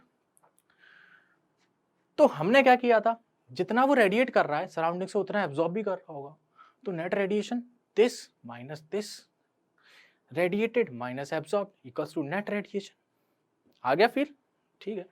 तो T की power 4 minus T not की power 4 हमने किया था, clear हो गया था आपको आंसर, बिल्कुल समझ आया था। देन उसके बाद हमने न्यूटन्स लॉज ऑफ कूलिंग देखा, इसका प्रूफ देखा कि प्रूफ कैसे हुई है सारी चीज। इसकी जो कूलिंग की रेट है वो कांस्टेंट नहीं है, डिक्रीज हो रही है with respect to time, right. समझ आया। इस पे बेस्ड हमने न्यूमेरिकल देखा, अभी देखो कितना प्यारा न्यूमेरिकल था, इससे हमें ये समझ आ गया कि सीरियसली वो डिपेंड नहीं कर रहा है, पहले 5 मिनट ले रहा था फिर उसके बाद 11 मिनट, और देखो डिफरेंस 30 का था, यहाँ पे भी डिफरेंस 30 का था। समझ आई चीज, बिल्कुल बढ़िया से क्लियर बच्चों, मजा आ गया। आज आपका thermal properties of matter and होता है, आज आपका thermal properties of matter and होता है, और मुझे कमेंट सेक्शन में बताइए कि नेक्स्ट चैप्टर आप कौन सा चाहते हैं, ठीक है। तो जितनी जल्दी मेरे को पता लगेगा उतनी जल्दी हम उस चैप्टर को लेके आएंगे। अदरवाइज अगर हम सीक्वेंस वाइज भी चलते हैं, जो कि नेक्स्ट चैप्टर आपका काइनेटिक थ्योरी है, अगर हम सीक्वेंस वाइज भी थर्मोडायनेमिक्स है बच्चों, अगर हम सीक्वेंस वाइज भी चलते हैं तो भी आपका सिलेबस पूरा का पूरा कंप्लीट हो जाएगा, आप मेरे पे भरोसा रखिए, राइट। हम लोग आपसे कब मिले थे, 10 जनवरी के आसपास, राइट। उसके बाद भी अभी लाइक 15 to 20 डेज हुए हैं हमारे 3 चैप्टर्स एंड हो चुके हैं एंड नेक्स्ट मंथ के एंड वाले वीक से पहले ही पहले हमारा सिलेबस भी एंड हो जाएगा। ये चीज़ आप मेरे पे छोड़ दीजिए, राइट। चलिए, तो मिलते हैं अगली क्लास में बच्चों। जब तक के लिए ये जो चैप्टर किया है आज हमने सीरियसली बहुत ज़्यादा क्वेश्चन कर लिया है, तो आप इस चीज़ को रिवाइज कीजिए और जो भी मैंने बीच बीच में क्वेश्चंस कराए हैं उसको कीजिए। प्लस एक मैंने होमवर्क क्वेश्चन भी दिया है, मैं भूला नहीं हूँ, होमवर्क क्वेश्चन दिया है, उस क्वेश्चन का आंसर कमेंट में दीजिए और अगर आपका आंसर सही होगा तो मैं आपको कमेंट बैक करूंगा, प्लस जिनका आंसर गलत होगा उसका लाइक करके छोड़ दूंगा। देन नेक्स्ट क्लास की स्टार्टिंग से पहले, न्यू चैप्टर की स्टार्टिंग से पहले उसका आंसर मैं आपको जरूर बताऊंगा। तब तक के लिए मिलते हैं बच्चों बाद में। अपना ख्याल रखिए, अच्छे से खाना वाना खाइए जिससे पढ़ाई अच्छे से कर पाए, राइट। घर से बाहर निकलना बंद कर दीजिए, कोरोना तो वैसे ही बढ़ता जा रहा है, कोई कहीं नहीं निकल पा रहा है, राइट। तो चलिए, जब तक के लिए चलते हैं, बाय बाय, टाटा।